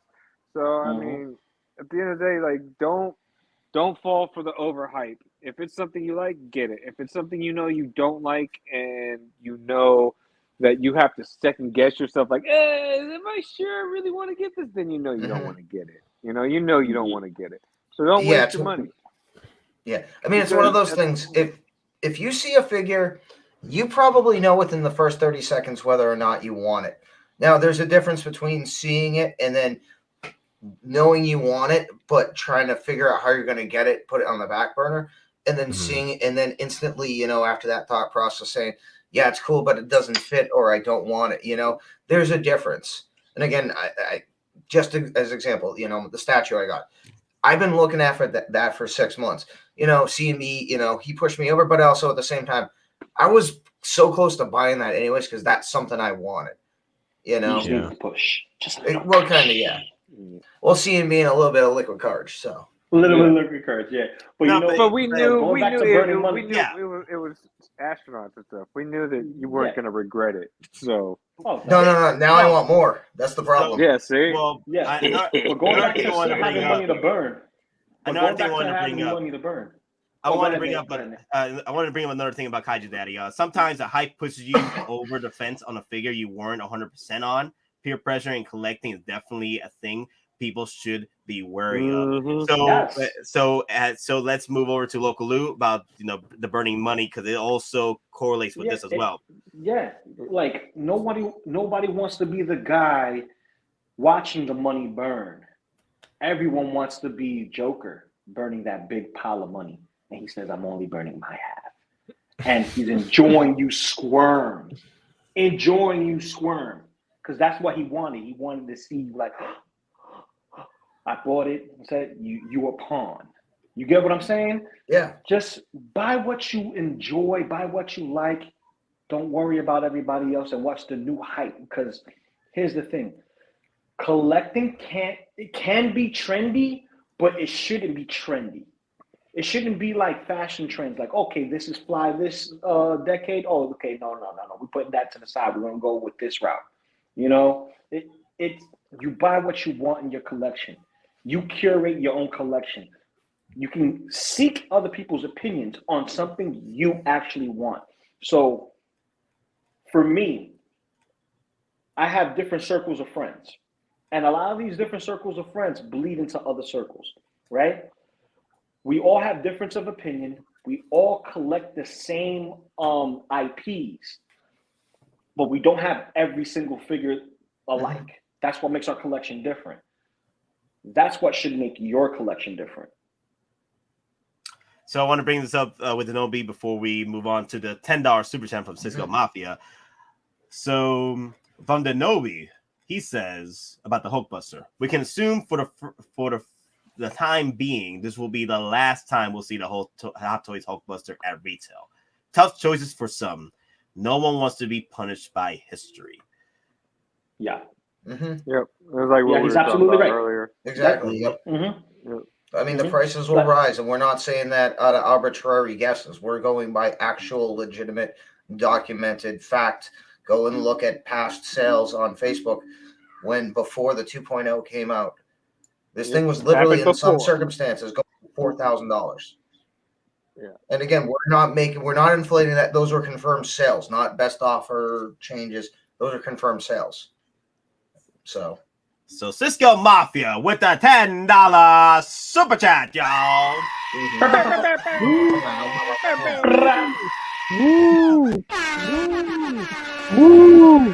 Woo! Another one. Lou, what are you, the Imperial Alarm? Exactly. All right. Alarm. So this is what I talked about last night on my show. Went a bit hard and through cold water and everyone, but it's necessary. There will always be another hype. If you resell retail, you lose. Buy wisely. Definitely. And he knows. He's been in the game for a while too. You know, he switched up his collection a few times, and he's switching it up again. And that's when you know what you want in your collection. Yeah. That's why you don't buy into the hype, and just remember this. You're collecting for you and your collection. You're not collecting hoping that when others come over and see your collection, they go, oh, wow, you have this and you have everything that's so amazing. You're not doing it for that. You're doing it for you, so that way when you look at it every day, you go, damn, I love this hobby. Exactly. And the funny thing is, too, and it's when my family comes over, especially my dad, when he sees new stuff or he looks at my collection, he actually understands why I have things in it. Because it's one of those things, you're like, oh, I remember this, or okay, I understand. It's one of those things too. Again, you're not collecting for anyone but yourself. But when you can have someone come over and say, oh, I know why you have certain things, but it kind of also validates why you get just for yourself.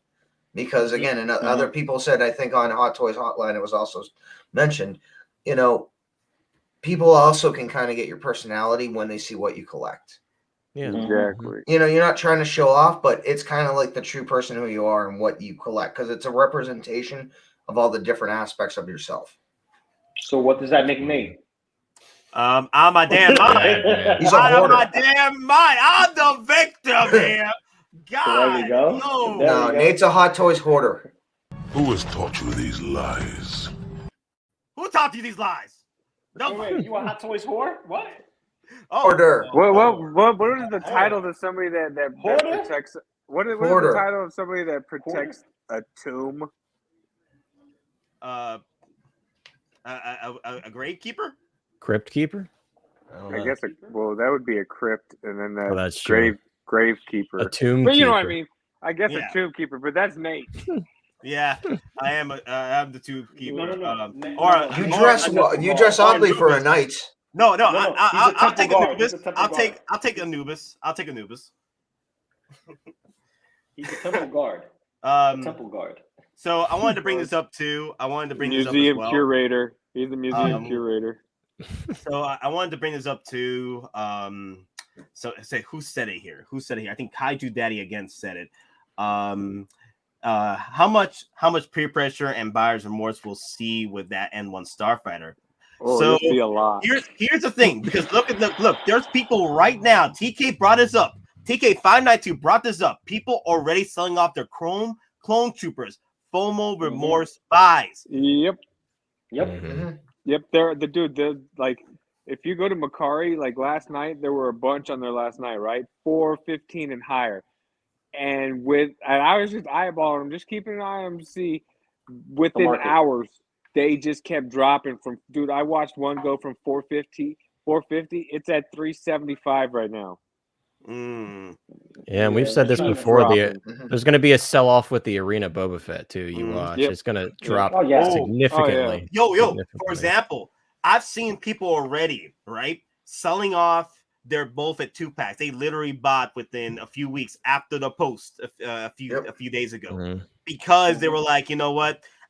I'm not a big fan of the 2-pack. I only like the actual Boba Fett. They don't like the robe. That's a lot of excuses I've heard about this. Right. But at the end of the day, for me, this 2-pack, what represents. I'm not talking about what happened with Book of Boba Fett because I know they dropped the ball on the flashback stories. But This is Mando during this Boba. time, this is Mando Boba. This is the Pheonix Boba Fett. This is the moment where Boba Fett came freaking back. I know people were pissed off about what happened to him with Book of Boba Fett. I get it. But here, this one represents the Mando Pheonix Boba Fett coming back to me. Okay? Yeah. And That's rip and tear. That's rip and tear. Yeah. Music intensifies. Exactly.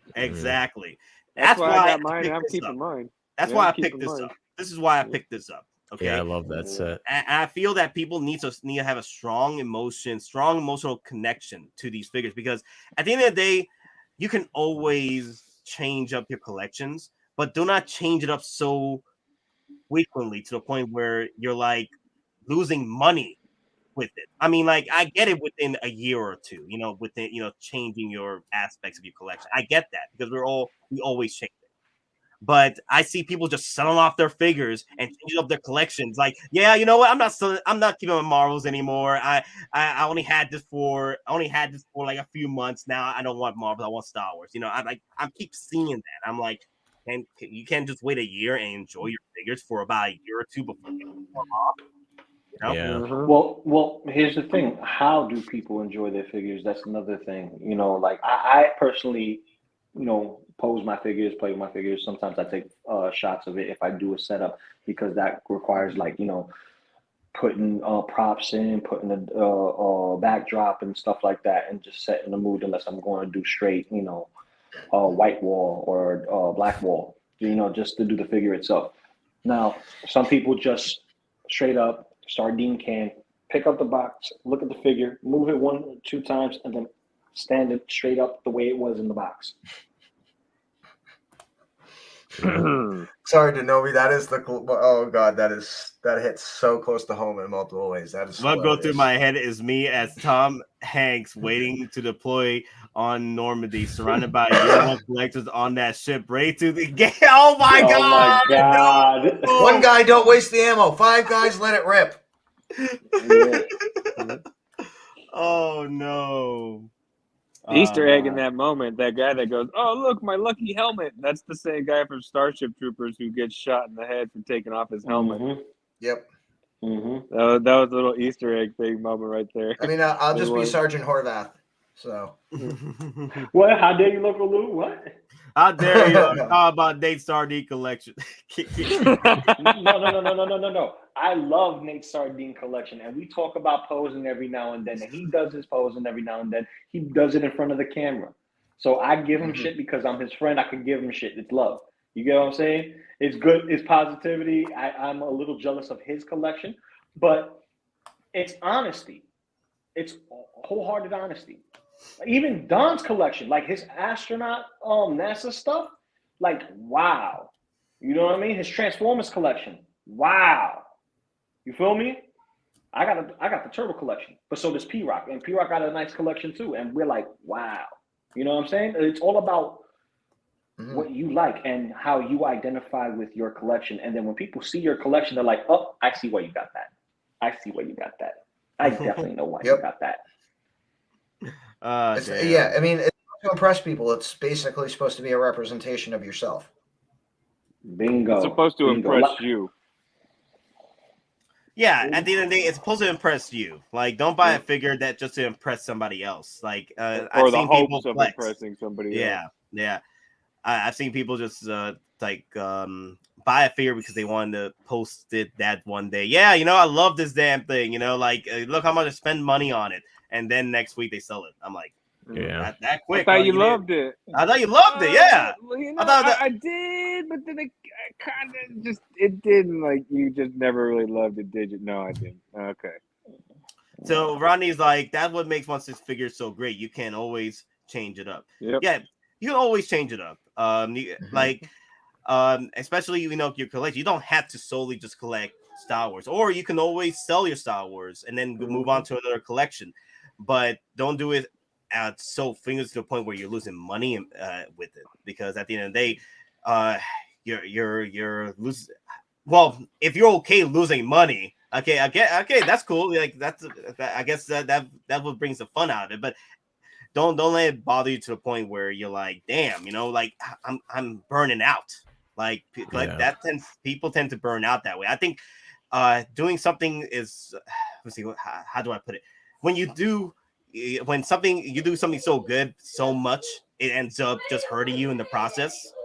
So Nate, you need to pull the Highlander. It's better to burn out than to fade away. Yeah.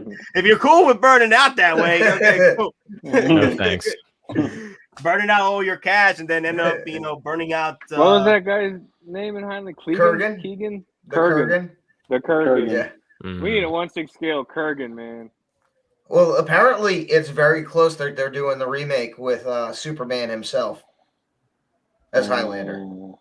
Cavill's gonna be Highlander. So apparently they've been working on it since like 2016. Interesting. Ooh, listen, I would love to see Duncan. What was the guy that plays Kurgan? It's Clancy, isn't it? Clancy Brown. Clancy Brown. Man, let Clancy Brown play Kurgan again. That would be awesome.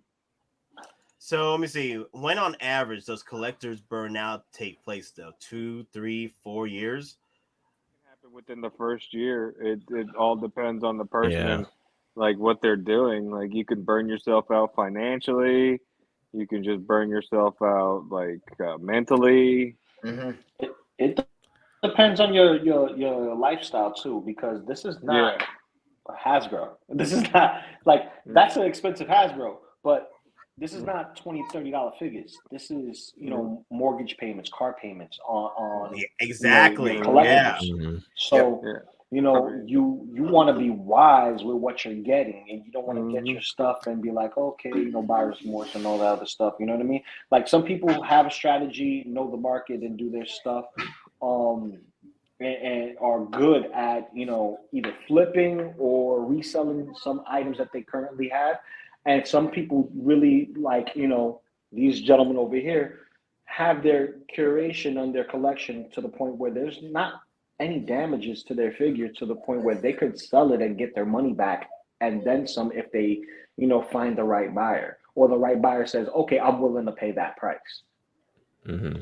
You gotta be sure. I've seen some people get hooked on this in their first year, and like I've seen people drop like 10 grand in 1 month just because they get hooked on this and they feel like they got to play catch up, and their collection needs to be as large as everybody else's. Yeah, and so you just gotta play it safe. Pointing to Nate.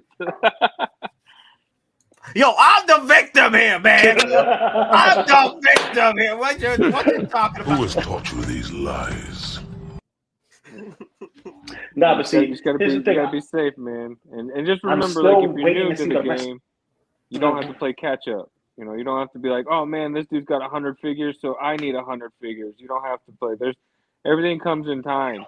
You start with 1. But, if you stay in the game long enough, even that your 1 is going to turn to 100 figures as well. You don't have to go from 1 to 100 overnight. Yeah. I mean, at this point, I think I might have sold at least 40 Hot Toy figures at this point.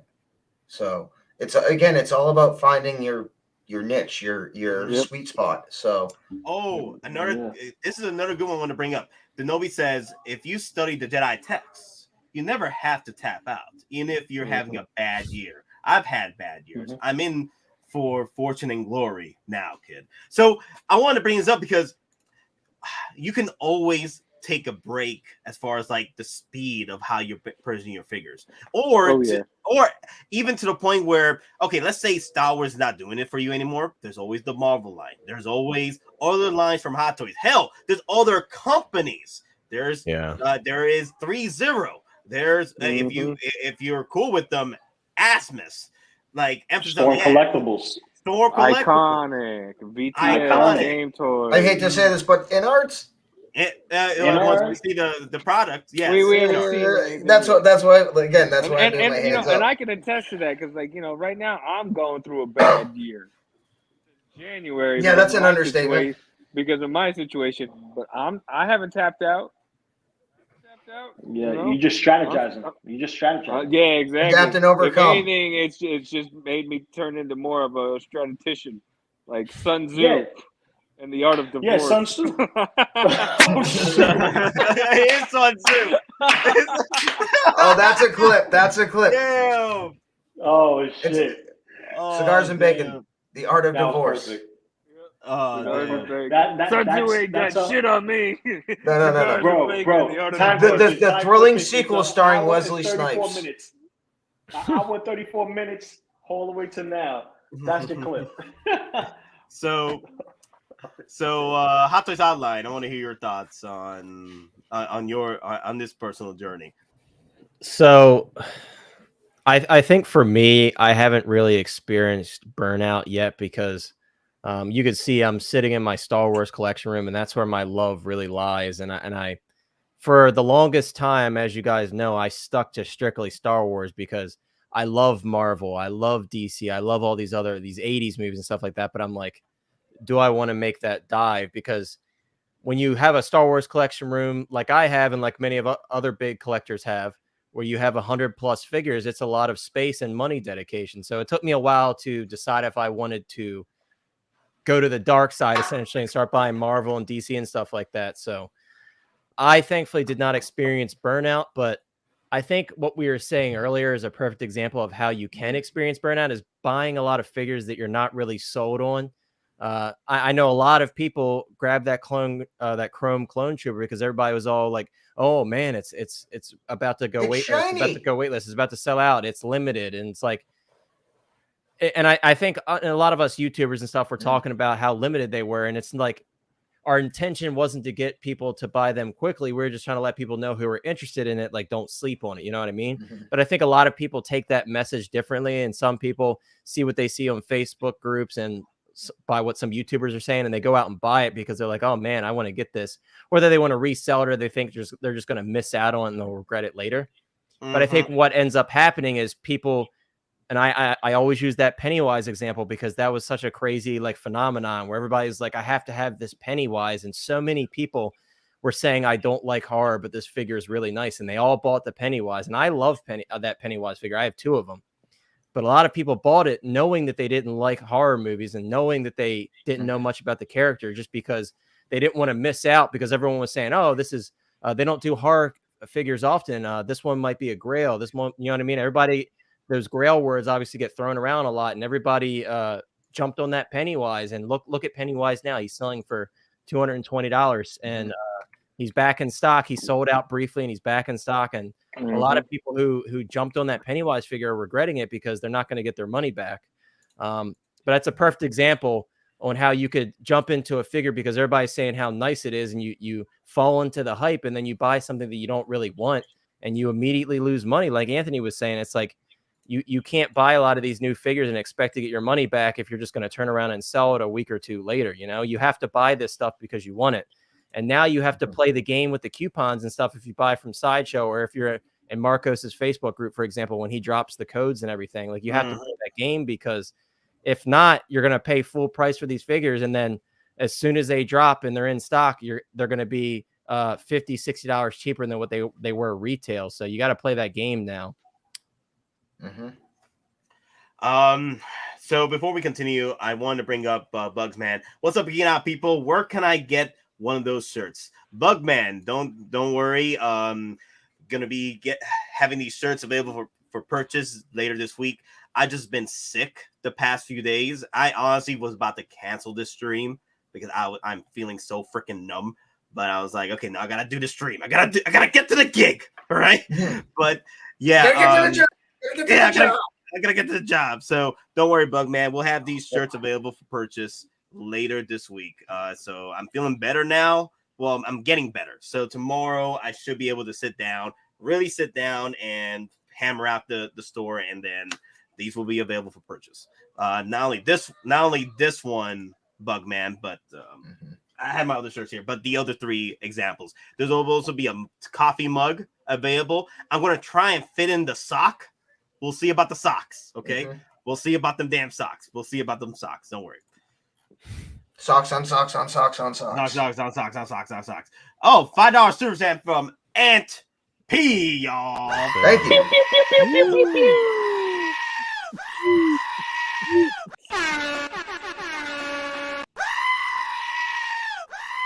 Oh, I don't have it in my room. I was going to show him. All right. Aunt P with the $5. Sorry, off subject. What is the best crazy glue type to glue a peg on a patent patent leather belt? So, Lou, your thoughts on this? Gorilla Glue. Gorilla Glue is always the best in keeping stuff together, but you're talking about gluing a button or a peg? No, he's talking about like let's see, glue a peg on the patent leather. You don't want to use Gorilla Glue because it'll leave that residue. Yeah. It'll leave the white residue. You almost want to use fabric glue. It depends. So I was gonna say it depends. They have specific doll glue, like it's doll. Fabric glue. It's like fabric glue, but it's for doll clothing, so that way it doesn't leave a residue. This is what I don't know how much glue Yeah, you right guys there. put, but Yeah, mine's right never there. hurt. No. I don't get the residue. Yeah. Fabric-Tac, What that's what you want. What Hot Toys has. That's So, what you want right shit, I dropped it. What technical difficulties. So my advice with any type of glue for figures is I take a little like toothpick and I put a little bit of glue on it, because I'm telling you guys, some of these glues come out so fast and it's very easy to be like, oh crap, I just put way too much. So use like a toothpick or something and just put a tiny little bit of glue, and just like less is more, you know. You don't want to go too overboard with the glue, but this stuff is great because it won't seep through the fabric. Like perfect example, Grand Moff Tarkin, when his shoulder has that that magnet unglued, so many people ruin that figure with super glue. I know for a fact this does not do that, because I've seen plenty of people use this based on others' recommendations, and it doesn't do that. So Fabric-Tac is what you want. A Fabric-Tac. I also use E6000. Yeah, E6000 too is a great option. I also use E6000. I use this mostly on my freaking battle damage. It's called battle damage right now. Battle damage Winter Soldier, because he's just deteriorating all over the place now. So I use this. I use this damn thing. You mean he's pre-snap? He's pre-snap. He's pre-snap. The original Winter Soldier, not the new one from Infinity War, but yeah, pre-snap. So stupid. Man, I need them to do a 2.0 of that, man. It's getting ridiculous. I don't know what that one needs a residue y'all talked about when it comes to the glue. I never had that issue with the residue. So I wish I had a photo on hand, but so many people, like for example, ruined that Grand Moff Tarkin figure because he has this magnet on his shoulder that comes unglued. It didn't happen to mine yet, but it's happened to a lot of people, and they use super glue and it seeps through the fabric because super glue is so thin. Fabric-Tac is just what it sounds like. It's tacky. It's very thick, so it doesn't go through fabric and pleather and stuff like that. But if you're careful, I'm sure you could achieve it with super glue if you use a small amount. But Fabric-Tac is just more idiot proof. Like that's what I need. I need idiot proof, you know, because I could just see myself slipping up with some super glue and making a mistake. So Fabric-Tac's cool with me. Okay. Yeah, that super glue, it spreads. If you notice, like when you dab it onto fabric, it spreads. So, well, unless you unless like what Hot Toys is saying is, you dab the super glue like on a piece of cardboard or whatever, and then you get a toothpick. Yeah. And you I'm talking about like the super glue that's not meant for fabric. You use, like, that's what I'm talking about too. If you do it again, just like certain super glues, if you do that with the tip, so you're putting the base amount, so you're getting that base, but there's not enough for it to seep into the fabric and go through. Just the tip, right? Just the tip. Just the tip. Tips for just the tip.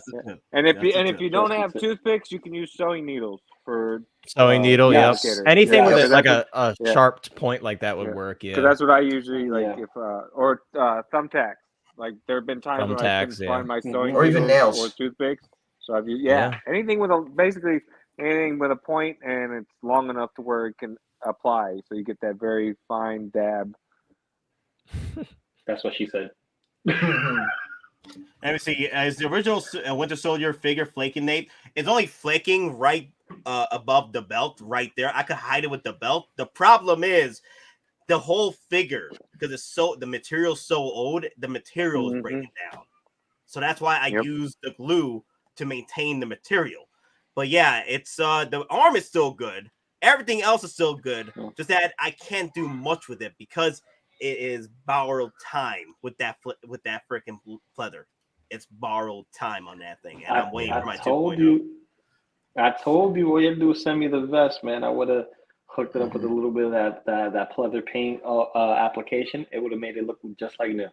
Don't worry about it, man. Third party, anybody that did like a leather vest for? Yeah, they've done it, but I'm waiting for Hot Toys to drop a 2.0, so I'm good. Yeah. Actually, I wouldn't mind a 2.0 because that way I can, if we get a 2.0, I can keep one with the mask on and then one with the panda eyes. Yeah, that'd be sick. So Peter Lamb brings up, everyone will eventually get burned out. Give it time. I did after over a decade. Who collects vintage Star Wars here? That's what I got into. So for me, I've had times where I burned myself with. Here's the thing, though. I've learned my lessons I learned most of my lessons collecting Hot Toys through Funkles and Black Series. I've had my burnouts with those figures. But so I've learned a lot that I'm sharing with you guys today. I've learned through the mistakes I made while collecting Funko Pops and Black Series. And now, since I'm getting into Hot Toys, remember, I'm only 2 years in. So I'm new. He's still a Padawan, folks. He is still a Padawan. So I'm still new into this. So he's new to Hot Toys. He's just not new to collecting. Yeah. Right. So, he's not faced the trials yet, though. Has to taste the trials. Yeah. The N1 Starfire will be my trial right there. The N1's freaking Starfighter, baby. No man, the freaking Ecto 1 Afterlife is the first trial. Oh, the first one, right? The Ecto 1. First oh of my 3. God. Remember, first of 3. Oh damn, that's gonna get wild, my friend. And your 5 DeLoreans. I mean, your 3 DeLoreans. Your 3 DeLoreans. The 3 DeLoreans. That's his second trial. That's his second. Who has taught you these lies? You have too many figures for a newbie, Nate. Yo, Daddy Chip. And then the third trial, the Bark Speeders. The Barks. Oh my God, that's gonna. I wonder how many people are gonna get wrecked with the Bark Speeders, though. And then the test to solidify the whole thing will be the N1. If you pass all of those, you were good. Oh be damn! Inducted into the Hall of Collectors. No, I get inducted, and I'm not granted a rank of master. I just get inducted like Anakin Skywalker. Take a sip. You know what's gonna happen? You know what's gonna do? We're gonna treat it like Goodfellas. We're gonna Joe Pesci him. Tell him, yeah, man, you're getting inducted into the Hall of Collectors. He's gonna enter the room. It's gonna be an empty room. He's gonna be like, "Oh, I'm getting made, Bob.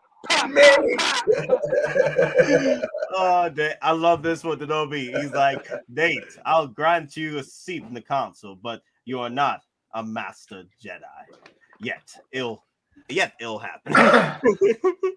Oh my God, that's funny. Ain't no Jedi here. Sith all day. Sith all day. Oh damn, that's funny. So let me see. We only got a few minutes left.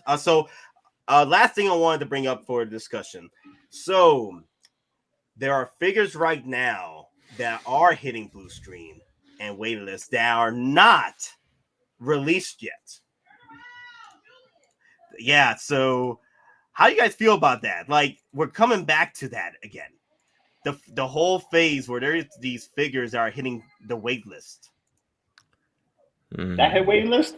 Yeah. Just the solo, not the deluxe or anything. Just the signal by itself. They probably knew that a lot of people weren't going to buy it by itself, honestly. Yeah, I can see why. It's cheap. It's affordable. It's $160. You know what I feel? Aspect of what we actually collect. So you know what I feel though? I feel that Sideshow, because they have so many SKUs for this particular line, because you can also get this Warrior Deluxe combo pack. There's Batman. what, like 5 SKUs for the Batman, something like that. Yeah, I feel that Yeah. Sideshow made their adjustments. They only got a certain number of the bat signals and certain number of the see, what was the other one? Oh, that's right, the 3 SKUs for the Iron Man quarter scale, Iron Man Mark IV quarter scale. The gantry by itself is now waitlisted, and the quarter scale Iron Man is literally about to go waitlist as well. Yeah, there's like 4 left. Yeah, I feel that Sideshow is also learning their mistakes during their the COVID years, so they're not really putting too much purchases on or stock into the other SKUs that they are aware that might not sell as big as your deluxe, because a lot of people they want to go for the big, they want to go big or go home, right? So that's me. So I think Sideshow is making adjustments, and also that will also bring in the idea that as Donobi like to say in his stream a few nights ago, the market is beginning to heal itself, and we are going to see figures that are now going to be blue screening a lot sooner rather than later. So, but also again, it's still going to also take time for what stock we have in hand right now as well. But things are going to be appearing blue screen. There are going to be figures that are going to be appearing blue screen before they actually come in stock. But it's not going to be everybody, because again, you still got to factor in collectors are going to day one pre-order, and those batches are going to be higher. Like for example, your Captain Rexes. Everyone wanted that figure. So, and unfortunately, that can't be a grail when everybody and their mother is buying the Captain Rex, or everybody and their mother is buying the 501st. You know what I mean? At the moment, that can't be a grail right now, because it's now selling for like $200 and $100. But the thing is, there's collectors that feel that it's a grail because, like the Boba Fett Arena, people call that a grail because of the price it's selling for right now. So what's the difference between the grail price and then the actual grail? I mean, honestly, there's a major difference is hype. I mean, to be grail status, you need a little bit of time to let things simmer in the market, because it needs to establish itself in the market, both in the rarity and the availability, in what that availability dictates in market price. Yeah. If it's numbered, if it's rare. And again, it could be as little as 3 months. It could take 3 years. Now the thing is, exactly. Now, and I've said it, and I'll be the first to admit, when I say, hey, if V gets his, I'll trade mine for a quarter scale. Yeah, that's at today's market price. And like Hot Toys has always said, I am fully cognizant that once this starts going out to retail, this probably will be selling at anywhere from $395 to $425. Honestly. But OG fan, the Arena Fett does have the makings to be a grail. But right now, I feel that it's a chaser. It's a chaser right now. The Arena Both is a chaser because everyone talks about it. It's hyping it up. You never know. The Arena Fett might become another Chrome Clone Trooper. People get it, and then freaking Hot Toys Online predicted this, but with the Clone Trooper, like Clone Trooper, people were getting it in hand, and now it's selling for like $200. Yeah, it's going to happen with the Arena Boba Fett too. I hate to say it, but there's going to be a sell-off. That's just what happens. I mean, people are paying $850 because they're buying Hong Kong stock. Now you're going to be buying all the people in the US that bought them. Now they're going to be selling theirs, and that's why he was so expensive. I mean, he's still, I think, gonna hold some decent value. Yeah, it's gonna hold its value, but not $850. Yeah, like half that. Like exactly, half that to 60. I'm thinking again, like they said, that like $400 to $450 range when it all said right. done. Yeah, it's going to equalize for sure. Now, I mean, does this have the potential for animated Fett? Yes, but is it there now? No. Yeah, it's going to take time. Black for sure. Black Suit Arena Boba Fett, he's already dropping. You can actually find them right now through resellers for like $650 or even $600. Yeah. And so the fact that he's dropping that much shows that by the time like he's in hand in the States and most of us actually have him, I'm thinking like the highest we're going to see Boba Fett Arena is probably like $550, and that'll be the max. I think the Right. lowest was Okay, so I can like still trade it for a Monte Case three- Max Series. Okay. like 380. Mm, Oh, Don, trust me. Like, you find the right person, you'll still be able to trade for your quarter scale. Trade There's gonna be and somebody trade that- value is that always wants- higher too, Yeah. so you'll probably be able to trade somebody, for some yeah, good stuff. you're gonna find somebody who's like, damn, I need that Boba, and then they're gonna be like, well, I got this quarter scale, and you're gonna run into that guy that actually has what you're looking for, and you have what he's looking for. yep. True. Yeah. I mean, yeah, and And that's actually it's all happened. about. I mean, yeah. it's all about just holding on to it. Like, there's a bunch of stuff I've held on to, and it's actually benefited me in the last couple of years trading for Hot Toys at local stores. So, you know, everything Yeah. from omnibuses to loose figures and things like that. So another thing I want to bring up too, Hot Toys 101 says apparently Contact and HK has said Hot Toys is considering making more batches on Arena Boba Fett to release December 2022. Oh, and 2022, 2023, December 2023. I wouldn't be surprised if there is there is talks about being that, because I've heard talks as well. I wouldn't be surprised about that. Venom. So Crushing the market. heard- Crushing the market. Remember, we heard the same thing with Venom. Rumors that they were going to push another batch of Venom, and what happened? We got another batch of Venom, but they just changed it to Venom 2. Yeah. But wouldn't that be a weird thing to do unless they give us an extra figure or something? Because remember, it is an exclusive. So they may have to do something a little different this time around, like put them in a 2-pack or something, something along No, they those better lines, take because- something. Oh no, they better take something away. Yeah, I would So be that way hesitant people who to got it the believe that. first one, everybody who got the first one will still feel like they benefited. Be like, oh yeah, you don't get the Gamorrean staff with the second batch. Yeah, I would then tend to believe that he's gone for now. I wouldn't Yeah. really think that that's Yeah. But like either way, I feel that with the Arena Boba Fett, it has the makings for it to be a Grail. Hell, it could rival that of the animated Boba Fett, which is animated Boba Fett is a true Grail. Oh yeah. It was scarce. Nobody wanted it until it started selling out, and then everybody was hunting it down. And those that did have it just resold it for bungles of money. So I feel the animated Boba Fett is a true scale though. Is a true Grail though. I forgot that's the other one on the list. Oh, that's on your list. Well, see, animated. It's a Boba beautiful Fett figure, man. It's awesome. Animated Boba Fett is a Grail because it just continues to go up in price. It doesn't really go. It drops like maybe 100, but then when the market fluctuates, yeah. But then it'll go up like 300. So it's crazy because I remember during the lockdown you could get animated Boba for like $420 on eBay, and now you go and it's like $1,200, and you're like, holy crap! Yeah. It's a special figure. I mean, it's the first appearance of Boba Fett in the holiday special. Yeah. The holiday special sucked, obviously, but that little animated segment was awesome, and that was our introduction to Boba Fett. So, people didn't realize how special it was until it was gone. And the funny thing is, in Book of Boba Fett, they actually directly referenced that. And even like Mando's rifle, his rifle is kind of like a nod to the original Boba Fett. So. Yeah, when Boba was at the Rancor saying, "Hey, I've rode beast larger than that," that was supposed to reference that exact moment. So just to continue off this, so is this bringing up scares to day one pre-order everything? No. The only reason why you day one pre-order is it's a figure set that you want to get that's high in price, or it's a vehicle. I feel those have to be the rules. Or it's a figure that you really love, or a character that you really love to day one pre-order.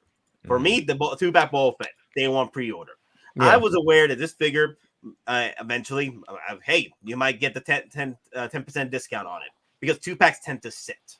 2-packs tend to sit all the time. But I didn't care. I wanted this in my collection. I don't care if I don't get the 10% off. At the end of the day, if you love that figure to the point where it you like at this point don't mind paying full price for it, right? As long as you're paying full price and you're not getting freaking cheated with shipping and what have you, right?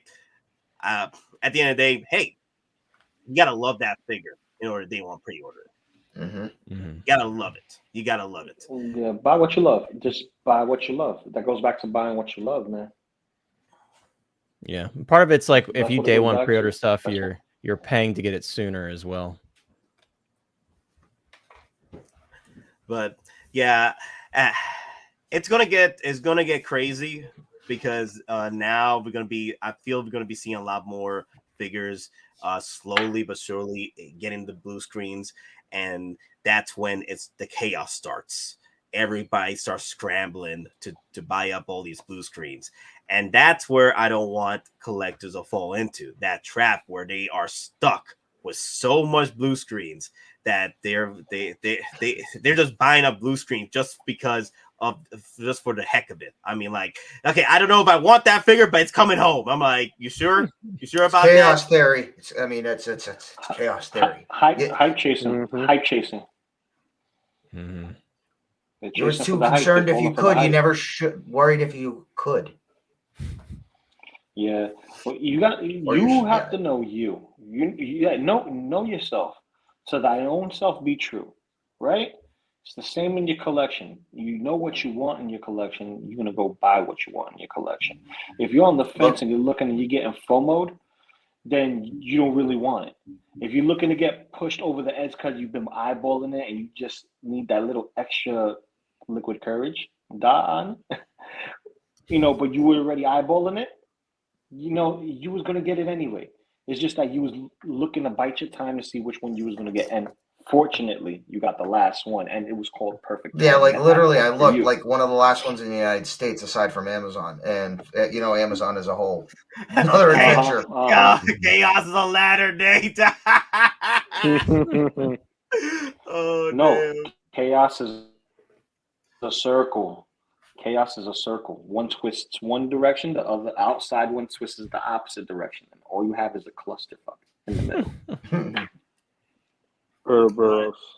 Wow. So, guys, so any final thoughts before we end the stream in a few minutes? We don't talk about Bruno. Nah, I'll say one thing.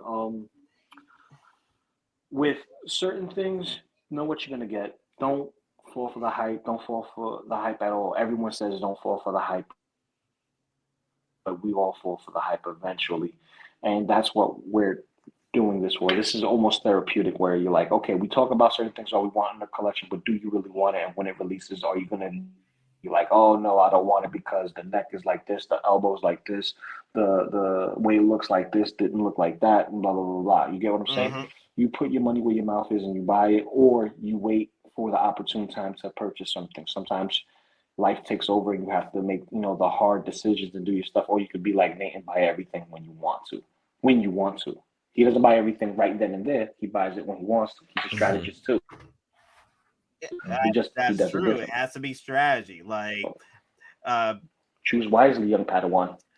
I know people like to joke about I buy everything, right? And you're probably right. I do buy everything, but I strategize on what and how I buy everything. You mean there's a method to your madness? There's a method to my madness, but I do not advise people to follow it. You know what I mean?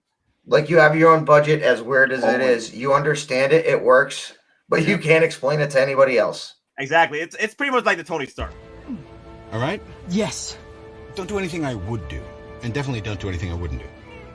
There's a little gray area in there, and that's where you operate. What does that mean, that I'm an Avenger? No. That's pretty much the situation I'm trying to share with everybody. I know there's collectors are in the chat right now that are aware of how to have self-control, like Peter Lamb just said here, have self-control. Yep. I know the collectors they're chatting that, like, from what I see in the chat, I see that the collectors are commenting are like, why do we need to know this? You know what I mean? And I'm like, okay, if you already know how to make the right decisions or how to control your habits, more power to you. This discussion is for collectors that are just coming into the game. are trying to figure out what they have to do. You know what I mean? To survive this game of Hot Toys collecting, you know? Yep. So I mean, this Game of Thrones of Hot Toys at this point. I mean, yep. I mean, ultimately, when it all comes down to it, your first priorities are your family and your bills. Make sure your kids, your wife, your husband, whatever who you are, make sure they're taken care of. Make sure there's a roof over your head. Make sure those, you know, the electric bill is paid. Make sure the heat, the gas is paid. Make sure there's food on the table. Then again, this is a luxury item for most people. Well, for all people. Again, make your priorities. Don't overextend yourself where it's hurting other aspects or other people. Again, just be smart. Again, these are all adult toys. Again, there's no difference between this and then when we're 13 at Toys R Us. The only difference is we can go in. We have the credit card to buy whatever we want whenever we want. And we have to be the adults to temper ourselves. Exactly. Oh my God, Hot Toys 101. I could divorce my wife and marry my Hot Toys. Be like they. I did not say that. I did not say that. Hot Toys 101. Then let me introduce you to a little friend called Alimony. Also, Hot Toys 101. He's been making funny ass comments throughout the stream. Give him a battle pack. All right, Hot Toys 101. Hit me up on Facebook or Instagram. We'll send you a pack. There you go. Well, Hot Toys 101. Hit up DonPrime on Instagram, on Facebook, and you'll receive a battle pack. Yep. And I can't even talk. Big Dog Pound 1. Come on, dude. Where are you? We got your birthday pack. You got to hit me up. Come on, man. So, Hot Toys Hotline, your final thoughts. Just kind of sift through everything we said this stream. Find what makes sense to you. Again, when we tell you guys like, oh, this figure might sell out, don't think that you have to jump on that. Only consider that advice if you're already interested in getting the figure. Don't jump on it like the Chrome clone and stuff like that, because clearly a lot of people bought those and they didn't really want them to start with. And also just be smart about your collection. Collect the things that you like. Don't get scared by the blue screen. If it's not like me personally, Nate, we had this conversation with Nate on a previous stream about sacrifices we had to make. And I mentioned that I had to sacrifice the Hulkbuster.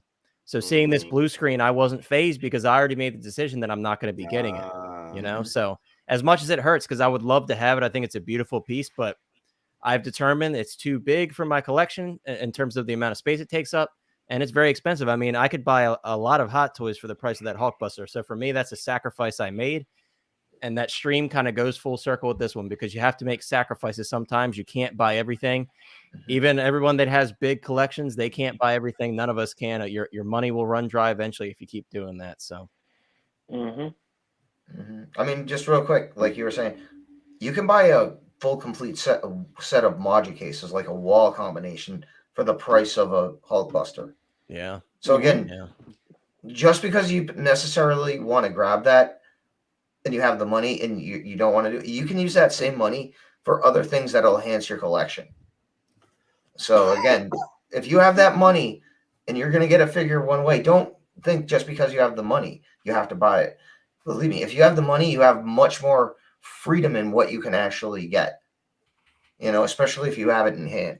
So, let me see. Also, Hot Toys 101. Make sure to hit up Hot Toys Hotline. He has his own channel. Yeah. Yep. Don't kill yourself saying that, Nate. I'm trying to survive. Like I said, get your daily dose of HTH. Oh, damn. I'm trying to survive. It's starting to everybody's calling me HTH now. You and Lane with the HTH. It has a ring. Well, that was a joke instead of taking HGH. Yeah, I know. You still gonna be hotline. I like hotline. I appreciate that. Yeah, I'll be whatever you want to call me. I'll take it. It's not late for supper. Right. CMB, your final thoughts. Just remember that, you know, you're collecting for you and nobody else. Like, don't ever feel like you have to collect or buy anything because you're trying to impress somebody else, because this is not the type of hobby where you want to do that. One, because it will cripple you financially. And two, you need to think realistically. Like, how many times are you really gonna have people over to be like, "Hey, look at all this! Look at my badass collection. Are you jealous? Yeah, I got it. And Are you you don't." jealous? Mhm. So Yeah. I mean, just collect for you, buy what you can, and don't spread yourself too thin either, because that can happen really easily in this game. And then before you Yep. know it, you're broke and in trouble. Yeah. Mm-hmm. Mhm. Exactly. Trying to avoid that right now. So. Mhm. Yeah, pretty Yep. much. Well, you're getting married. You're going to be broke anyway, so just expect the inevitable. Yeah, yeah, you're getting married, bro. You're broke as it is. Like half No, of no, what you no, make no. is I now have. her. Yeah. Who That's told what you you're that saying lie? now. Who told you that lie? Life. Who has taught you these lies? I want with the force, the force with me. I want with the force, the force with me. I want with the force, the force with me. I want with the force, the force with me. I want with the force, the force with me. I want with the hot, the hot with me. I want with the hot, the hot with me. But you. Damn. I treat my money like the Sith. Rule of two. Just keep it aside. What, like You're gonna have a contact? secret. First you're rule gonna in have, like, government a secret spending? offshore account. Bingos. Double. Buy double. one when you can get two at twice the price. Mhm. Right. Yep. So also I do have that Children We Hot Toy. I love him. Me too, dude. I'm hoping Hot Toys, graces us with a 2.0, 1 point, maybe with the 10th anniversary of Rogue One in 2026. That'd be nice. Something in that nature. Maybe to Or even bring some out more figures from Rogue One, base Yeah. or Oh, Andor. Yeah. Maybe some of the Rebels. That'd be pretty cool. Two Yeah. tubes. Two tubes, yeah. yeah. Maybe we'll get him with Andor. Who knows? Yeah, he did appear there. So, another thing too, guys. This week, we'll be doing a 6 p.m. Eastern Wednesday stream. I'm hoping by Wednesday stream we will have the store up available. I know everybody's been waiting for that. Just at the moment I got freaking sick, then I'm like, okay, I got no time to work on my damn freaking store because I'm freaking getting hit with this freaking sickness and disease. So now I'm getting better. So hopefully tomorrow I can sit down and go through it, because the one thing that helps with the sickness is sleep, because that's how your body heals. It heals through the sleep process. You need the sleep to beat this out. So I've been doing my sleeping, so I need to get that done. Especially with working third shift, that just hammers me down. So I'm sorry. So I will have the store up hopefully by Wednesday. That's what I'm hoping for. And real quick, if anyone's talking about like the shot glasses or whatever, those are through me. If anyone wants to grab them, again, those are going to be limited run. Loco, again, I've got a fam portion set aside. But again, if anyone wants to grab the shot glass pack, hit me up either on Facebook or Instagram. Those are through us, and those are directly funding the channel for future giveaways, shipping costs, other stuff like that. So. And let me see. Is there anything else I need to address before end the stream? Also, that's right. Hit up Loco Lu's channel. So yeah, he does unboxings and what have you. He's been doing live streams at Pastel Saturdays. Yeah. Well, this Saturday was postponed. Had a family emergency. Everything is good though, thank God. And this Saturday we'll be doing an unboxing of the SDCC pre-mutagen 4-pack. So that'll be live. I'll be having is me, brother Cousins, and special guest Lael, 16 Scale Man, and if he can make it, special guest appearance from Prockzilla. So these are all friends of the family, guys in the circle, family in general. So make sure you guys subscribe to everybody that's affiliated with each other, because we're all affiliates in one way or another. So plus I'm on my road to 500 subscribers. I'm like 477 right now. So nice. On the road again. On the road to 500. Gonna get that 500 subs. Oh yeah. I can't sing, but let's get Loco Lu 1,000 so he makes that money. Yes, indeed, do. If I was monetized, I probably would have Nailed got that it. Hulkbuster right now. Let me see. Maybe. Yeah, you probably would have had it. You probably would have had that Hulkbuster paid off. Yeah. You probably would have. Yeah. Yeah. Yeah. Yeah, you But- saved it up. Yeah. Yeah. Yeah. But It would've worked. all in all, Mhm. I'm on the road to 500. I want to get to 1K, but still got the 500 subs, and then we'll have a 500 sub giveaway. So There you go. Let me see. Okay, so I guess one final question. Dean is asking, do you think RDJ is kind of annoyed since Hot Toys is still making him, or he does not mind as long as Howie's sending him his big fat paycheck every time a new figure is released? Residuals, he don't care. He don't care. Yeah, I he gets wouldn't his care. royalties. Yeah. He gets Yeah. royalties. Most of As these long- actors and actresses, they don't care because every year they get their royalties from all these companies. So basically, it's free money for them. As Yeah. long as they get paid. Yeah. As long as they get Yep. paid. Yeah. Yeah, I mean, as long as they every get time, to like, continue eating their steak and shrimp, they're happy. yeah, like every time TNT or TBS does, you know, the whole Marvel weekend and there's 8 Iron Man movies on or whatever, like Robert Downey Jr. himself gets a residual for every single movie. Mhm. yeah, Every Yeah, time it's it's on. called- So, See, Save how on money. fat do you think that check is? Well, have you been seeing the rise in prices of Iron Man figures? I can imagine quite a bit that part of it is because of that damn freaking likeness checks. all right, so supposedly Like, if the it's numbers are to be like believed, even with sorry. streaming, every time Yeah. you know, like let's say RDJ movies, Sherlock Holmes, all that. Anytime somebody on Mhm. streaming watches that, percentage of royalties goes to RDJ for it at the end of the year. They tally up how many times that movie was watched through Netflix, and then he gets his cut.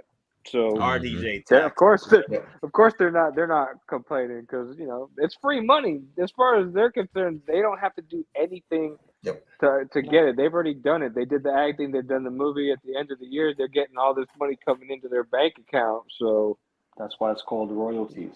Exactly. Yeah. Well, I mean, the funny thing is, after all the numbers and the back end points, supposedly Robert Downey Jr. for both Infinity War and Endgame banked over $225 million. It's a lot of money. yeah. But you also Can we have to get- remember both those movies at the box office made $3.3 billion. And if you even production Oh, that's costs and funny. advertising, that's still a net profit to Disney at $2.8 billion. So Yeah.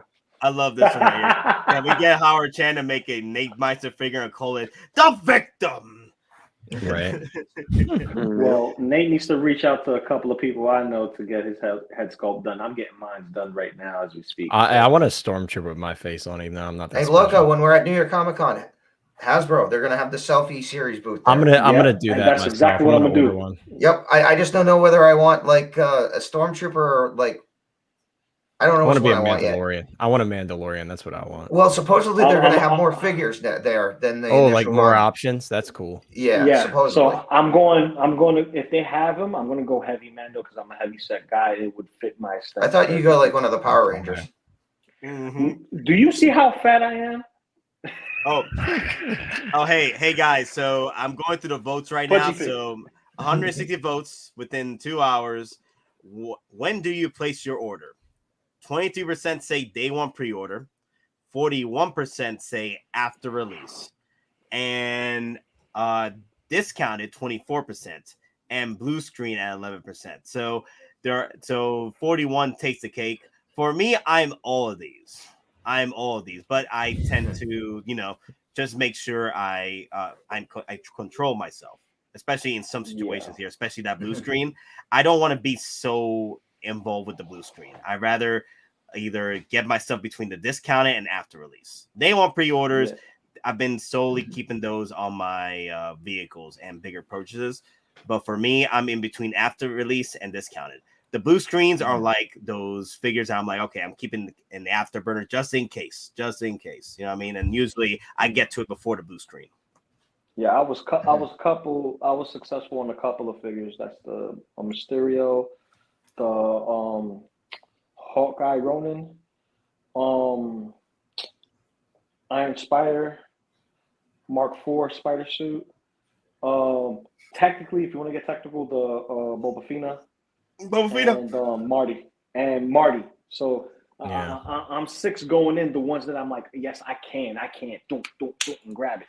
So, And some of them I have day one pre-order, like armorized Deadpool, that special bonus piece. The same thing with Wolverine with the special bonus piece from Days of Future Past, and freaking RoboCop. Like listen, I have a list. It's already purchased. It's just coming out. So it's like I got to be careful.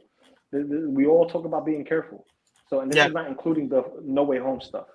Yeah, we all just gotta be careful with our purchases from here on out, especially veteran collectors, because again, the storm is here, okay, and it's just gonna get stronger and stronger, and it's not gonna stop. It's not gonna stop. There's Hot Toys a whole different animal right now, and I think people need to understand that now. It's not like what it used to be, not anymore. But now the blue screens are happening, and that's going to entice people to purchase these figures, and that's when that's where you start making mistakes, where you're hurrying to buy a figure that you don't want in your collection, and you sell it for half the price because at the end of the day you can't sell it, and like you're like, okay, I got to sell it for half the price so to actually make a sale. But other than that, everybody, thank you all for watching. Please hit the like, and you're new to the channel, hit that subscribe button. We're usually out of our damn minds every week, so we do morning streams as well, especially if there's a figure release. And we're also doing a giveaway right now for the Ahsoka Tano and the Oilers Workshop custom ground pound base.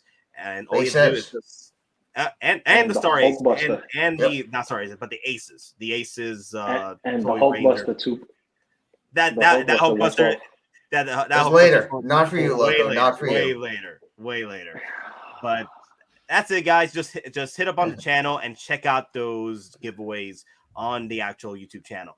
Let me see. Bugman is like, get well soon, Nate. Loco Lu, glad to hear you. Your family of mercy is good now. DonPrime, I hope you got that position at work. Thank you, brother. CMB, I hope you and your son are having fun. And Hot Toys Hotline, peace out. Peace, man. Have a good one, everybody. Thank you, folks. Take it easy, guys. Man. And hit that like button. Oh yes, hit that like, and remember, we're just simple collectors trying to make our way in this freaking galaxy. I made a weapons with you always. Don't worry, guys. I'm gonna get better. Okay. Be excellent to each other. I am not a crook. I'm not a crook. I am not a crook. San Dimas High School football rules. I'll tell you what. Marriage is a trap. Let's keep it. The world's changing. It's time we change too.